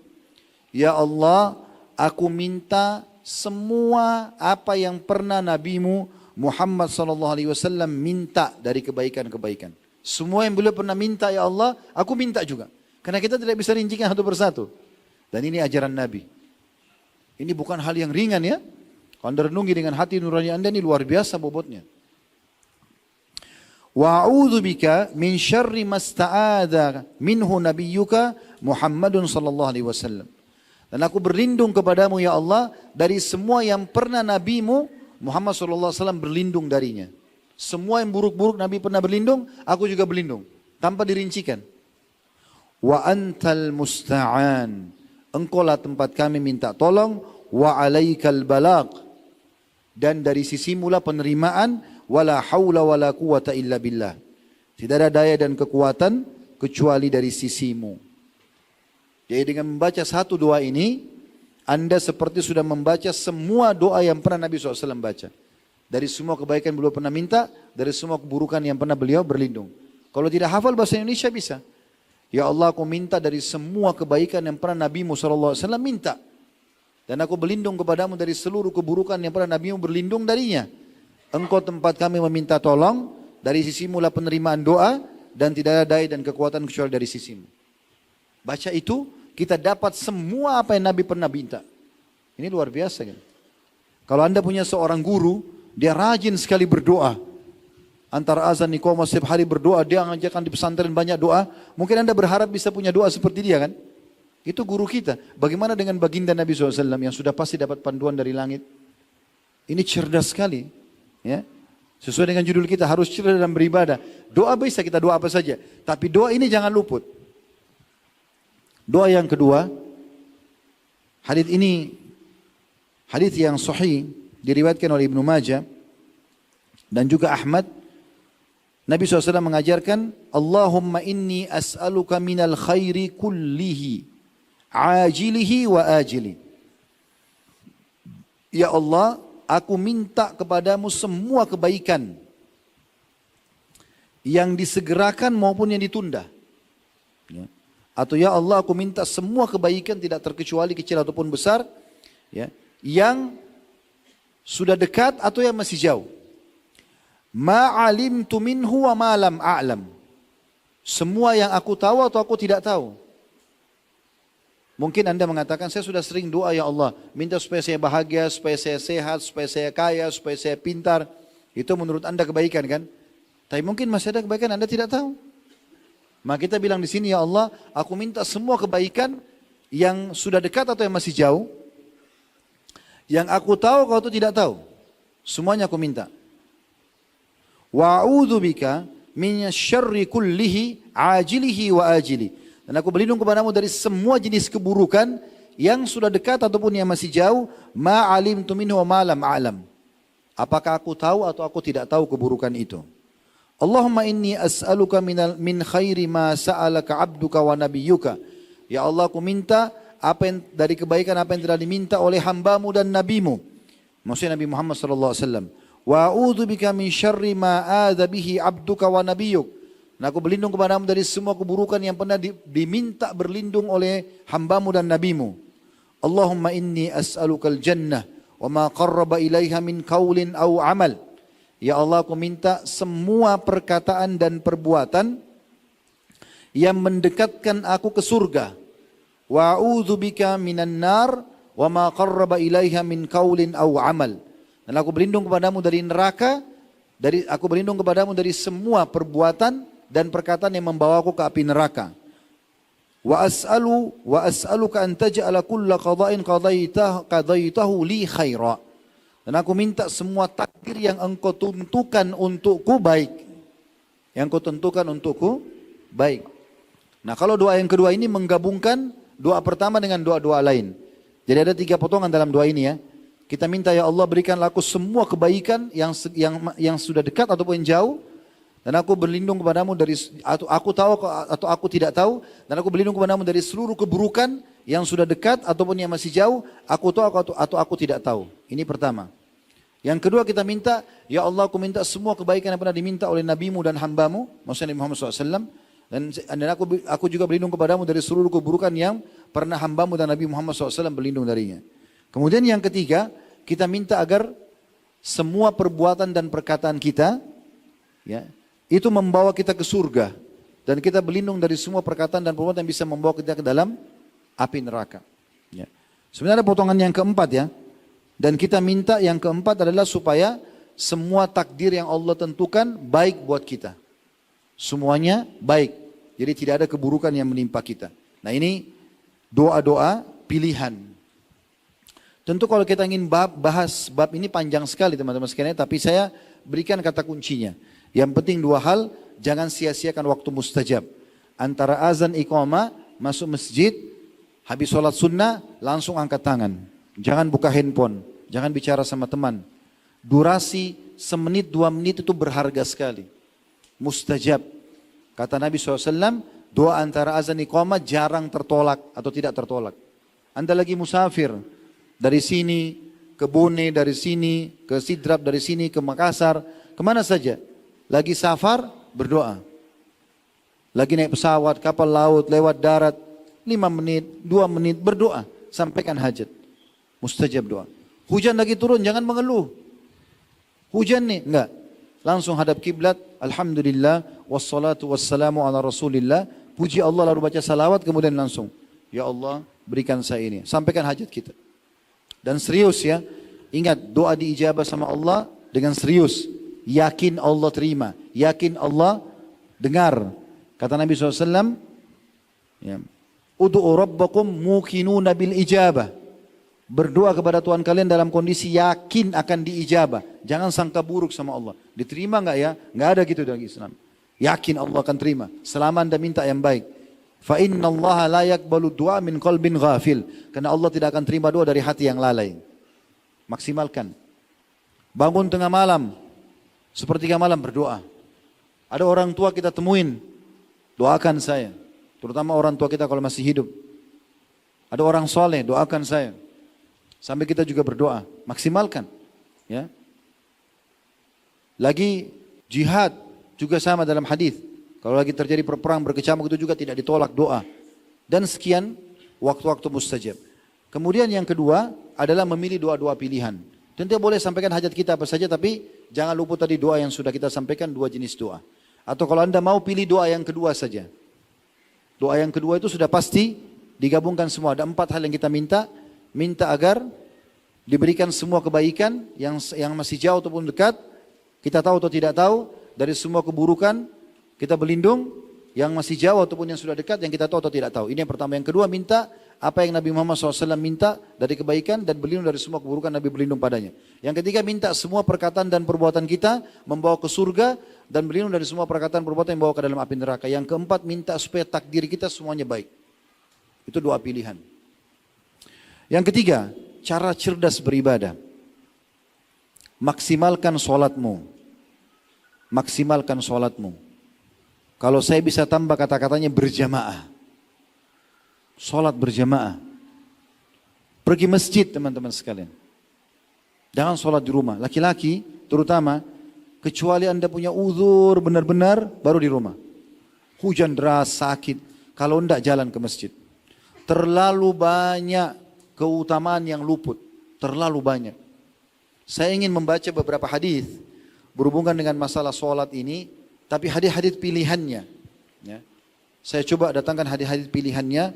Mudah-mudahan ini insya Allah bisa membantu kita menambah informasi. Selain daripada Anda sudah tahu kalau sholat berjamaah di masjid itu Anda akan mendapatkan pahala 25 kali lipat, akan diangkat 27 derajat. Itu sudah umum. Ya. Itu sudah umum. Tetapi ada beberapa hadis Nabi SAW, saya berharap mudah-mudahan ini menambah informasi baru buat Anda. Ya. Dan ini mudah-mudahan bisa menambah informasi baru. Anda coba renungi di sini hadis yang pertama yang saya ingin sampaikan. Hadis diriwayatkan oleh Uqbah bin Amir radhiyallahu anhu. Dan hadis ini hadis yang sahih. Disebutkan oleh Mundri dalam kitab Sahih, dalam kitab Targhib Tarhib, dan disahihkan oleh Syekh Albani. Bahwasanya Nabi SAW bersabda, "Idza tatahhara ar-rajul thumma atal masjida yar'as shalah." Kalau orang itu bersuci di rumahnya, wudu, dan ini anjuran bersuci di rumah bukan di masjid. Masjid darurat aja. Kalau teman-teman betul-betul batal wudu, baru wudu di masjid. Anjurannya wudu dari rumah. Itu paketnya. Wudu dari rumah, kemudian ke masjid. Dan dia datang ke masjid memang untuk menjaga sholat. Supaya tidak luput dari dia sholat 5 waktu. Katabalahu katibahu au katibuhu bikulli khutwatin yakhtuha ilal masjid 10 hasanat. Maka akan dicatatkan oleh malaikat pendampingnya atau kedua malaikat pendampingnya. Bisa kedua-duanya catat atau salah satunya catat di sini dalam hadis. Setiap langkahnya 10 pahala. Dicatatkan. Wal qaidu yar'as shalah kal qanit. Dan orang yang sengaja duduk sholat tidak keluar, tidak pulang ke rumahnya karena mau tunggu sholat setelahnya, maka seperti orang yang sholat sambil berdiri. Maksudnya pahala sholat. Misalnya kayak tadi maghrib isya. Teman-teman nggak pulang ke rumah, duduk. Dan kita sekaligus mau sholat isya. Ini dicatat seperti orang terus dalam kondisi sholat. Ya. Wa yuktab minal musallin, dan akan dicatat dia termasuk orang yang mengerjakan sholat. Min hina yakhruju min baiti hatta yarji ilai. Bahkan dicatatkan dia seperti orang sholat dari pertama keluar dari rumahnya sampai dia kembali lagi. Berarti kalau orang cuma datang ke masjid teman-teman sekalian, misalnya dia tadi datang maghrib, sholat, lalu dia pulang ke rumahnya. Dia dapat 1 pahala sholat itu. Tapi kalau ada orang keluar dari masjid, dari rumahnya dia wudhu, lalu dia ke masjid, lalu dia duduk sengaja sampai isya, maka dari pertama dia keluar dari rumahnya, dicatat dia seperti sholat maghrib itu sampai tiba isya. Jadi sholat maghrib terulang-ulang, pahalanya berlipat-lipat. Kemudian isya, waktu dia pulang pun dicatat begitu. Dan setiap langkah, pergi dan pulang dicatat 10 pahala. Dikuatkan dengan hadis yang lain dengan sanad hasan, riwayat Imam Ahmad. Dari Abdullah bin Amr radhiyallahu anhu, beliau mengatakan bahwasanya Rasulullah SAW bersabda, "Man raha ila masjidil jamaah." Siapa yang ke masjid dengan tujuan sholat berjamaah. Fa khutwatun tamhu sayyi'atan wa khutwatun tamhu lahu tuktab lahu hasana. Taktubu lahu hasana. maka setiap langkah dihapuskan satu dosa dan dicatatkan satu pahala. Zahiban wa raji'an. Dengan dia pergi dan dia pulang. Ada hadis yang lain teman-teman sekalian, hadis ini harusnya menyentuh hati kita teman-teman sekalian ya. Kalau Anda insya Allah punya seperti biji sawi dari keimanan dalam hati saja bisa tersentuh. Karena ini menunjukkan bagaimana Allah peduli sekali dengan orang-orang yang suka ke masjid. Hadis ini hadis sahih. Ya. Diriwayatkan oleh Ibnu Khuzaimah dalam sahihnya. Dari Abu Hurairah radhiyallahu anhu bahwasanya beliau berkata Rasulullah SAW bersabda, la yatawadda ahadukum fayuhsinu udhu'ahu fayusbiguhu. Tidaklah seseorang dari kalian berwuduk lalu dia membaguskan wuduknya dan menyempurnakannya. Wuduk dengan tenang, semua anggota tubuhnya tersentuh dengan air wuduk dengan benar, tidak tergesa-gesa. Thumma ya'til masjida la yuridu illa salata fihi. Lalu dia ke masjid tidak mau kecuali salat. Enggak ada janjian sama orang, betul-betul hanya untuk salat. Illa tabashbashallahu ilaihi kama yatabashbasha ahlul ghaibi bi tal'atihi. Kecuali Allah ya, akan berbahagia disebabkan perbuatannya itu seperti bahagianya seseorang yang lama berpisah dengan keluarganya kemudian bertemu. Jadi Allah itu bahagia pada saat melihat seseorang di antara kita datang ke masjid, ke rumahnya, ya, dan seperti bahagianya orang yang lama kehilangan keluarganya. Begitu juga dengan hadis yang lain. Hadis ini hasan sahih. Disebutkan oleh Mundri dalam kitabnya At-Targhib wa Tarhib dan disahihkan oleh Syekh Albani. Dari Abu Hurairah radhiyallahu anhu bahwasanya Nabi SAW bersabda, Inna lil masajidi autada. Sesungguhnya masjid-masjid itu punya pasak-pasak. Ya. Al malaikatu julasa'uhum. Para malaikat adalah teman-teman duduk mereka.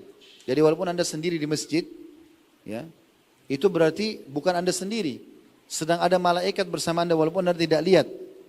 In ghabu yaftakidunahum. Kalau orang yang biasa sholat ke masjid itu satu hari enggak sempat hadir di masjid, maka para malaikat merasa kehilangan. Wa in maridu aduhum. Kalau mereka sakit maka para malaikat menjenguknya. Wa in kanu fi hajatin a'anuhum. Dan kalau yang tadi suka ke masjid itu punya hajat kebutuhan, maka para malaikat akan menolong untuk menyelesaikan hajat-hajat itu. Thumma qal, kemudian kata Nabi SAW, jalisul masjidi ala thalathi khisal. Sesungguhnya orang yang setia duduk di masjid dalam 3 perkara. Akhin mustafad, dia akan mendapatkan saudara yang memberikan manfaat. Karena di masjid itu umumnya orang baik. Kecuali 1-2 orang yang niatnya tidak benar masuk masjid itu mungkin ada. Tapi orang-orang jahat tidak suka masjid. Jadi kalau kita sering ke masjid, ketemu sama jemaah masjid, berarti kita ketemu sama teman-teman yang baik. Makanya biasa ada orang punya masalah, dia bicara sama temannya di masjid, bicara sama imam, bicara sama muadzin. Mungkin saling membantu satu sama yang lain jemaahnya. Itu karena Nabi SAW, faedah pertama. Yang kedua, au kalimatin hikmah. Atau dia akan mendapatkan kata-kata bijak. Karena di masjid orang tidak akan berkata-kata buruk. Orang selalu kata-kata baik. Majelis ilmu, zikir, doa. Kan? Atau yang ketiga, au rahmatin muntadharah. Atau rahmat yang sudah ditunggu oleh dia. Allah akan berikan kepada dia rahmat. Dan rahmat maksudnya adalah rezeki, karunia. Kemudian yang terakhir hadis berhubungan dengan masalah masjid ini tentu banyak sekali hadisnya, tapi kata Nabi SAW dalam hadis Abu Darda radhiyallahu anhu dan hadis ini hadis hasan diriwayatkan Tabarani dalam Mu'jamul Kabir, kata Nabi SAW, al-masjidu baitu kulli taqi.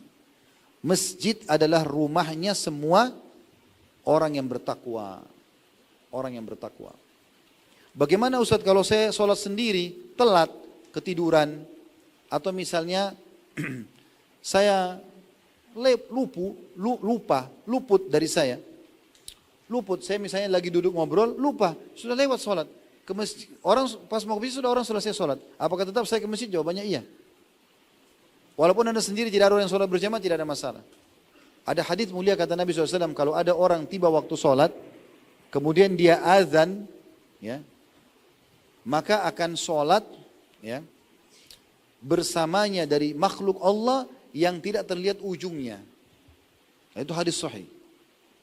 Artinya kita bahkan tidak pernah sendirian, ditemani oleh para ciptaan Allah Subhanahu wa taala. Ini luar biasa nih, ya. Dan bab sholat sangat luas berhubungan dengan masalah ini. Cara cerdas yang ketiga. Cara cerdas yang keempat adalah, ini berhubungan dengan hal yang interaksi dengan orang lain, memenuhi hajat saudara muslim. Ada hadis pilihan saya ingin sampaikan. Hadis ini hadis sahih. Kata Nabi Muhammad SAW begini, aku memenuhi hajat, ini cara cerdas yang keempat ya. Setelah niat, setelah doa, setelah menjaga sholat berjamaah, yang keempat adalah memenuhi hajat saudara muslim.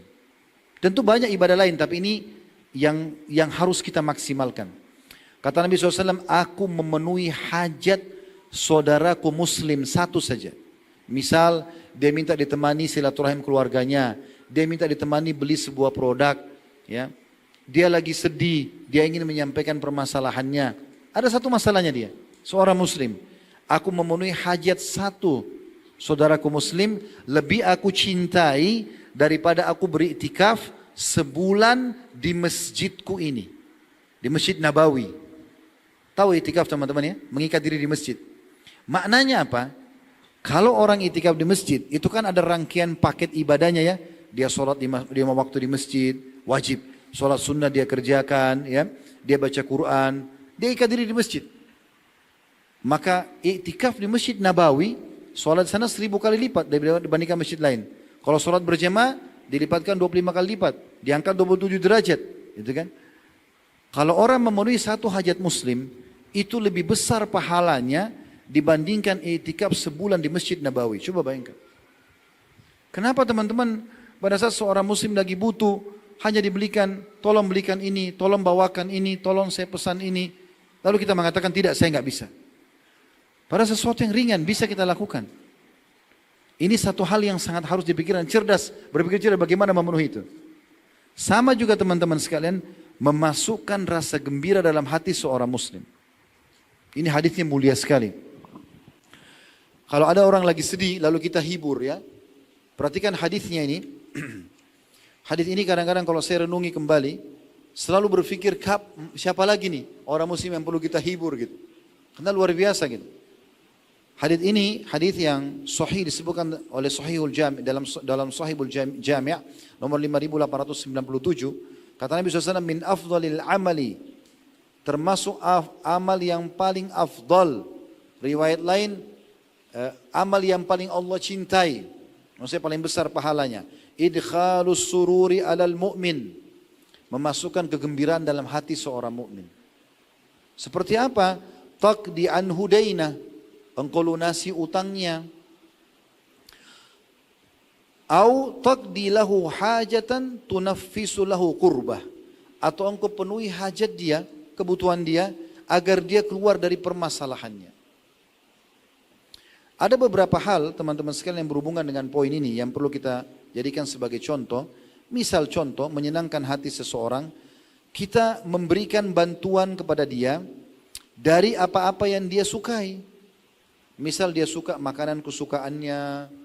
Seorang salaf berkata, aku memberikan makanan kesukaan 10 orang sahabatku, lebih aku sukai daripada aku sholat malam sebulan. Hajat seorang muslim. Begitu juga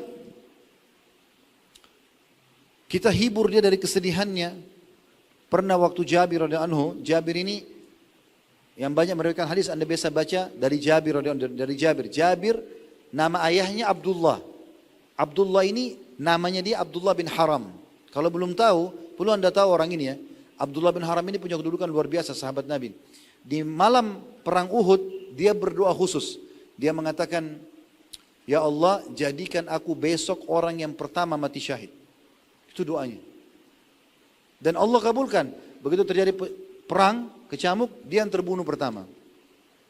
Setelah perang Uhud selesai semuanya, maka sempat pada saat itu Jabir sedih. Karena dia masih muda, dia merasa kehilangan ayahnya, karena ayahnya orang baik sekali. Abdullah ini terkenal sekali dengan kesolehannya. Maka sempat pada saat itu, dia bercerita, dia mengatakan begini, Laqiyani Rasulullah sallallahu alaihi wasallam faqala li. Satu hari pernah Nabi SAW menemuiku dan dia berkata, Ya Jabir, mali araka munkasiran. Hai Jabir, kenapa saya lihat kau sedih? Nabi lihat raut wajah sahabatnya berubah, ditanya, kenapa kau sedih? Qultu ya Rasulullah, istushhida abi kutila yawma Uhud. Wahai Rasulullah, ayahku mati terbunuh, mati syahid di perang Uhud. Wa taraka iyalan wa dainan. Dan dia meninggalkan banyak anak dan harta. Dan aku ini anak tertuanya, aku harus tanggung semua itu. Dia mati syahid, tapi sekarang aku harus tanggung itu. Selain sedih memang, ayahku meninggal. Qala, afala ubashiruka bima lakiyallahu bihi abak. Mau enggak saya sampaikan kepada kamu berita gembira. Jadi Nabi SAW ingin hibur Jabir. Apa yang terjadi tentang ayahmu? Qala qultu, bala ya Rasulullah. Aku berkata, iya ya Rasulullah. Saya mau tahu bagaimana ayah saya sekarang. Qala, ma kallamallahu ahadan qattun illa min warai hijab. Semua orang yang mati syahid, Allah ajak bicara dia, tapi ada hijab antara dia sama Allah. Jadi dia tidak tahu, dia tidak lihat.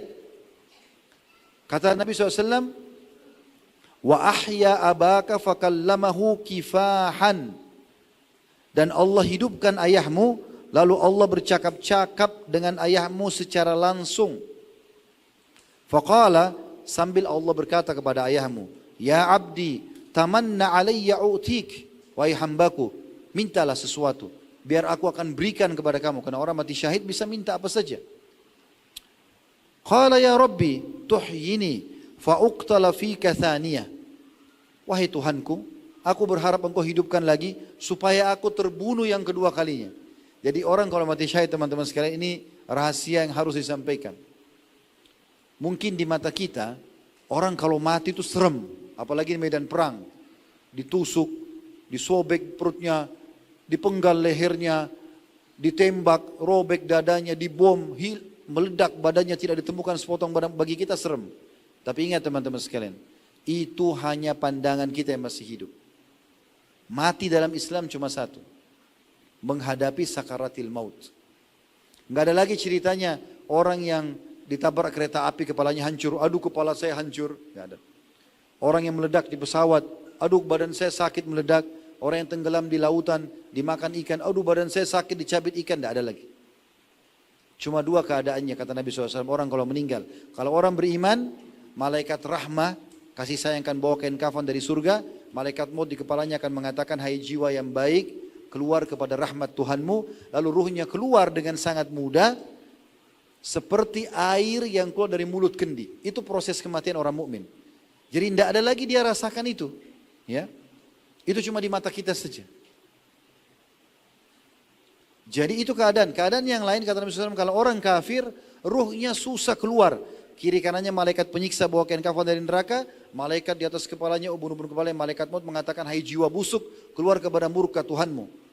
Maka ruhnya tidak mau keluar. Berserakan di tubuhnya, lalu malaikat tarik dengan keras. Sampai ibaratnya seperti bulu domba yang basah.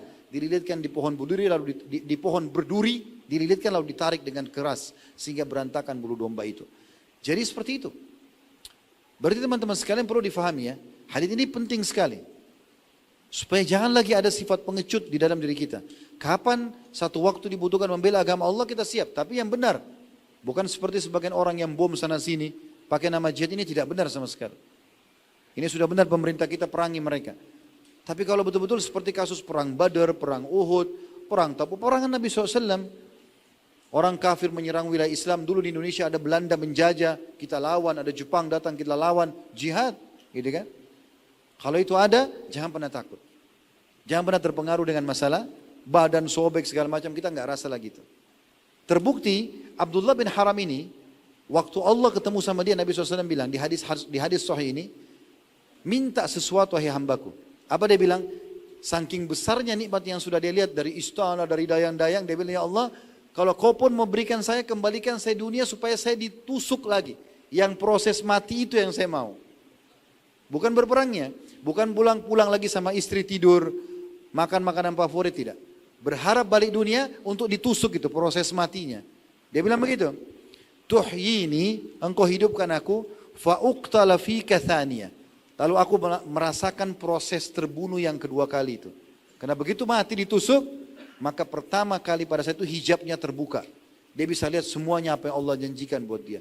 Dan diampuni semua dosanya dari awal darahnya tetes. Itu luar biasa. Qala Rabbu Azza wa Jal, Allah yang maha mulia dan maha tinggi berfirman, innahu qad sabaka minni annahum ilaihi la yurja'un. Sudah menjadi keputusanku bahwasanya mereka tidak akan dikembalikan lagi ke dunia. Ya. Dan ini luar biasa. Kata Nabi SAW, tidak ada orang yang mati berharap lagi kembali ke dunia kecuali orang yang mati syahid. Untuk apa? Untuk dibunuh lagi. Lalu kemudian mati, dibunuh lagi, baru kemudian dihidupkan lagi, begitu terus. Kata Nabi SAW, aku berharap aku dibunuh, kemudian aku hidup, dihidupkan, dibunuh lagi, lalu hidup lagi, begitu terus. Ya, karena besarnya keutamaan didapatkan. Nah, jadi di sini kita bisa ambil pelajaran dari hadis Jabir, bagaimana Nabi SAW menghibur Jabir, menyampaikan jangan kau sedih, ayahmu yang kau lihat mati itu sebenarnya lagi gembira sekarang. Dan ini juga di malam-malam takziah Anda bisa sampaikan kepada kerabat yang Anda datangin ya. Saya biasa kalau lagi takziah, saya ingatkan 3 hari pertama sudah Nabi SAW kita datang takziah. Saya katakan jangan bersedih. Karena yang mati ini selama meninggal dalam keadaan Islam berita gembira. Gak usah khawatir. Ini satu karunia yang luar biasa. Ya, Allah siapkan buat dia. Jadi tidak usah khawatir gitu. Kalau meninggal dalam keadaan Islam, mati itu sebuah pintu yang dengannya kita menuju kepada kehidupan abadi. Tidak bisa kita menuju ke surga kecuali mati. Jadi mati bukan hal yang harus ditakutkan, tapi dirindukan oleh orang-orang beriman. Karena dia akan menuju kepada kehidupan abadi dan kita akan terima hasil amal kita. Selama ini kan kita sholat, puasa, sedekah, kita tidak pernah lihat hasilnya kan. Di saat itu kita akan terima hasil, tapi syaratnya harus mati. Jadi mati bukan hal yang menakutkan bagi orang beriman. Dan dia awal segalanya bagi kita. Karena kita menuju kepada kehidupan abadi. Gitu kan? Kalau orang kafir, ini memang masalah bagi dia. Mati akhir segalanya. Gak bisa lagi dia perbaikin. Ini penting. Juga masuk dalam masalah ini teman-teman. Memenuhi hajat seorang muslim. Sering memberi hadiah. Ini sudah juga masih jarang terjadi. Sering berikan hadiah walaupun sederhana. Hadiah apa saja. Sama teman, sama tetangga. Ya, sama kerabat, sering beri hadiah. Nabi SAW mengatakan tahadu tahabu, saling memberikan hadiah, ya, maka itu akan saling menguatkan kasih sayang di antara kalian. Ini termasuk dalam masalah menghibur. Senyum dengan muslim setiap ketemu. Kata Nabi SAW, tabassumuka fi wajhi akhika sadaqah. Senyum di wajah saudaramu adalah sedekah. Kalau ketemu orang tua, ketemu ayah, ketemu ibu, ketemu kakak, ketemu tante, ketemu kerabat lah secara umum. Ketemu sama orang, senyum dengan muslim. Apa susahnya senyum? Kata Nabi SAW, jangan kau pelit dengan kebaikan, walaupun dengan senyum kepada wajah saudara muslim. Senyum akhi. Dalam ilmu medis, orang kalau mau senyum itu awet muda. Daripada orang yang suka cemberut. Ya. Dan ini sedekah. Kalau sesama jenis, salaman. Mungkin masa pandemi kita tidak salaman, tapi sekarang sudah mulai membaik, kita mulai bersalaman. Salaman ini penting. Perhatikan hadis-hadis cukup banyak, di antaranya hadis ini hadis mulia. Ini hadis pilihan yang saya pilih ya. Hadis riwayat Ibnu Abi Dunya. Kata Nabi ini bukan hadis, ini riwayat Muadz bin Jabal, mauquf sampai ke sahabat. Beliau mengatakan idal taqal muslimani fadahiqa kulla wahidin minhuma fi wajhi sahibihi. Kalau dua orang muslim ketemu, lalu salah satunya atau keduanya tersenyum di wajah saudaranya,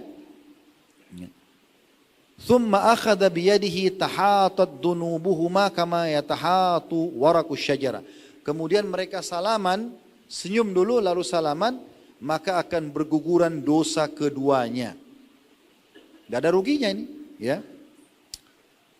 Ini juga termasuk poin penting. Lalu kemudian teman-teman fokus membantu orang-orang yang memang tidak minta-minta. Kalau ada orang minta kita bantu ya.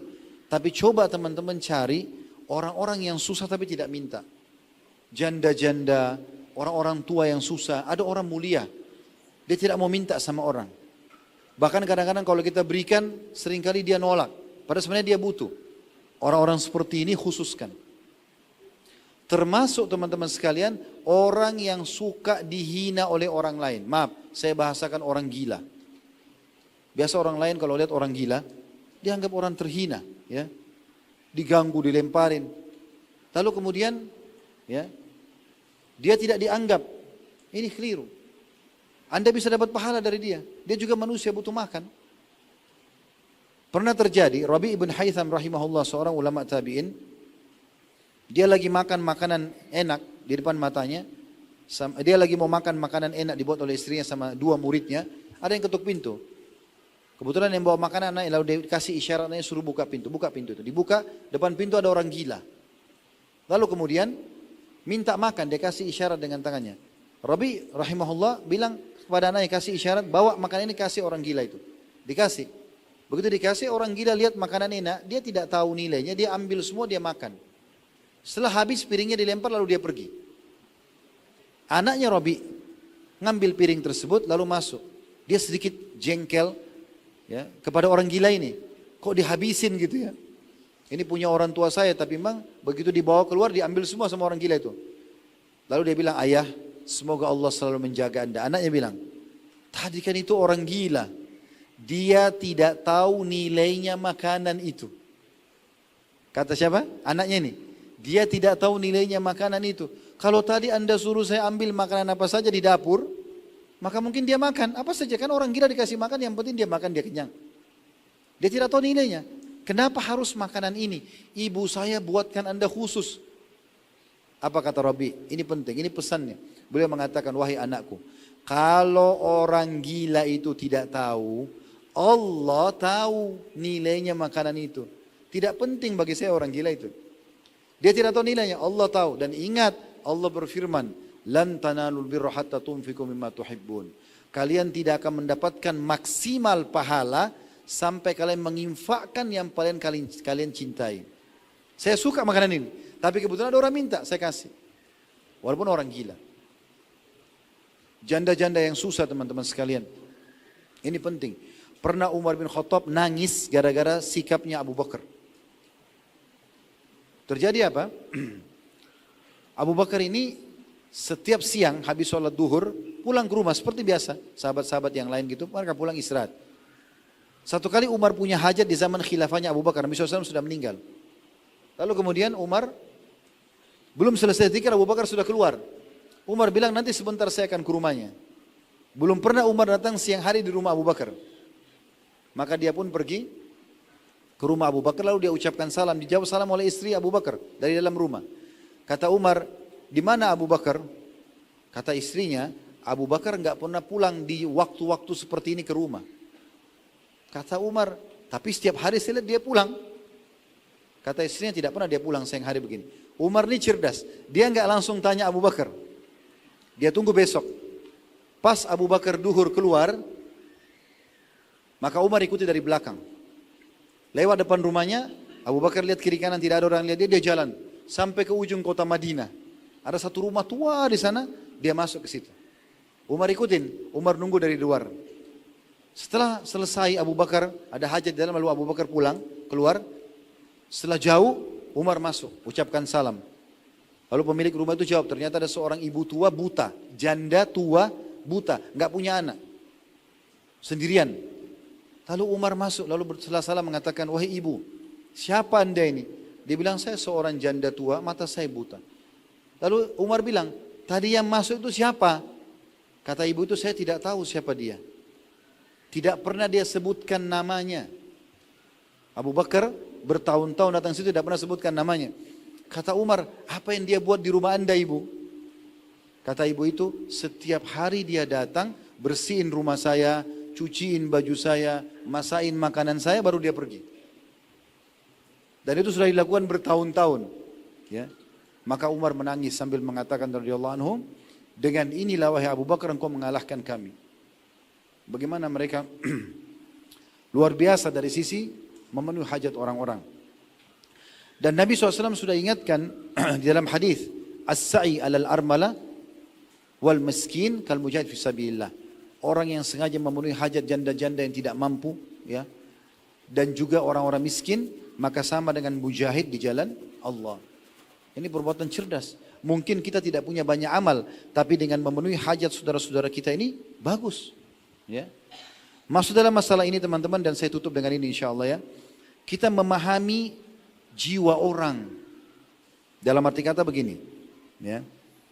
Kalau ada orang niat berbuat baik, dan kita mampu membantunya, bantu saja. Saya kasih contoh, ada kisah Al-Mani'i Hasan bin Sa'id Al-Makhzumi, waktu dia mau bangun masjid. Ya. Dia mau bangun masjid, lagi ada juga orang yang nyumbang-nyumbang. Ada seorang wanita datang kepadanya dengan membawa pakaian untuk dijualnya. Dan niatnya baju itu dia mau nafkahkan untuk masjid. Perempuan ini kebetulan tidak punya baju kecuali 2 yang dia pakai dengan 1 ini. Dia datang ke masjid, dia bilang sama yang mau bangun masjid ini, namanya ya Al-Mani'i. Dia bilang kepada yang mau masjid ini, saya punya baju ini, cuma ini yang saya punya, tapi saya juga punya andil, ingin punya andil di masjid ini. Saya tidak punya apa-apa gitu. Cuma punya baju ini. Bisa enggak kau beli baju ini dengan harga setengah dinar saja? Beli, ambil baju ini, setelah kau beli uangnya masukkan ke masjid, bukan buat saya. Maka apa yang terjadi? Armani ini faham, perempuan ini niatnya baik. Apa yang terjadi? Dia pun membeli baju itu dengan 1.000 dinar. Lalu disumbangkan ke masjid. Pernah ada satu sahabat datang kepada Nabi SAW dan dia bilang begini, ya Rasulullah, saya pengen sekali memiliki sebuah tanah ya di dekat rumah saya, tapi di situ tuh ada satu pohon kurma, pemiliknya nggak mau jual. Saya udah tawar nggak mau jual, tapi saya pengen sekali. Maka Nabi SAW panggil pemilik pohon itu. Nabi bilang, pohon ini juallah buat saudaramu. Dia bilang, tidak ya Rasulullah, saya tidak mau jual pohon ini. Tiba-tiba ada satu sahabat berdiri, langsung negosiasi sama sahabat yang punya pohon 1 itu. Apa dia bilang? Mau nggak? Pohonmu 1 itu saya ganti dengan 600 pohon kurma. Ada kebun saya, isinya 600 pohon kurma. Ambil 600 pohon, ganti dengan ini. Orang itu langsung bilang, baik saya mau. Dia kasih 1 pohon, diambil 600 pohon. Orang itu pergi. Langsung dia bilang, orang yang menyumbang ini mengatakan, ya Rasulullah, ini 1 pohon buat anda, terserah anda mau kasih orang itu atau infak kepada orang lain. Tapi mereka menebus perbuatan baik dengan nilai lebih mahal. Bisa paham gak? Ini poin penting. Jarang orang lakukan itu. Sebagai penutup juga saya kasih contoh, kalau anda di sini pedagang punya toko, di Saudi ada kejadian, seseorang teman-teman sekalian, dia punya toko selimut. Toko selimut ini jual barang, minimal harganya 100 real selimut. Sekitar 380.000 rupiah lah. 1 selimut harganya itu harga paling minimal. Karena selimutnya bagus-bagus kualitasnya. Selebihnya lebih mahal. 250 real, 300 real, sampai ada yang 1.000 real. Satu waktu di toko itu, toko yang cukup besar, ada satu orang miskin datang, musim dingin, seperti sekarang bulan-bulan ini musim dingin di sana. Dia mengatakan masuk, dia tanya pegawai di situ, dia bilang, saya punya 100 real uang, pengen butuh 5 selimut. Buat saya, istri saya sama 3 anak saya. Ada enggak selimut dengan harga 100 real? Spontan pegawai toko itu ngilang apa? Enggak ada. Karena minimal 100 real, bagaimana bisa 100 real 5 selimut? Enggak mungkin. Maka pemilik toko lihat. Lalu dia kasih isyarat pegawainya untuk tinggalkan. Orang itu tidak tahu kalau ini pemilik tokonya. Dia bilang, maksudnya dia biar dia yang layani. Dia bilang, kenapa? Kalau kita Indonesia mungkin bapak ya, kenapa pak gitu ya. Dia bilang, saya musim dingin butuh selimut. Ada nggak di toko anda ini selimut 100 real bisa dapat 5. Karena saya butuh buat saya, istri saya dan sama 3 anak saya. Kata pemilik toko, ada. Ambil saja yang anda mau. Semua selimut sini bisa dibeli. 100 real. Gak masalah. Maka orang itu pilih. Karena dia pikir dia beli kan. Dia pilih entah sudah harganya yang berapa, yang mahal pun dia pilih semua. Dia bawa ke kasir. Diterima uangnya, lalu kemudian orang itu pergi. Setelah pergi, pemilik toko kumpulin pegawainya. Apa dia bilang? Saya tahu kalian punya pertanyaan. Kata mereka, iya. Bagaimana bisa anda jual selimut 100 real 5 buah? Sementara anda bilang sama kami yang paling murah 100 real. Kata pemilik tokonya apa? Tadi itu, saudara kita muslim yang punya niat baik. Dia mau menyelimuti dirinya dan keluarganya dari dingin. Dia butuh itu hajat muslim kan? Kan bahasan kita tentang poin memenuhi hajat seorang muslim ya. Dia butuh hajat itu. Dan dia tidak punya kemampuan kecuali itu. Dia bilang uang dia cuma 100 real. Maka kita saatnya membantu dia. Tidak boleh kita pisahkan antara ekonomi sama sosial. Ada saatnya kita untung, ada saatnya kita berbagi. Lalu pegawainya satu tanya, lalu kenapa Anda tidak kasih gratis saja? Dengar jawabannya, apa dia bilang? Kita bedakan antara orang yang datang minta sama orang yang datang beli. Kalau dia minta kasih, kalau dia beli dia mulia, terima tidak masalah. Tapi kasih dia nilai yang lebih besar. Bisa ditangkap ya? Jadi kalau ada orang beli barang, mungkin kita kasih bonus yang lain. Mungkin Anda siapkan di toko Anda banyak jilbab misalnya. Orang beli apa? Kasih hadiah jilbab, kasih hadiah buku. Enggak ada nilainya sebenarnya, enggak ada hubungannya sama belanja dia. Tapi ada nilai plus yang kita berikan. Nah ini semua termasuk poin yang kadang-kadang luput dari banyak orang. Allahu alam. Semoga bermanfaat insya Allah.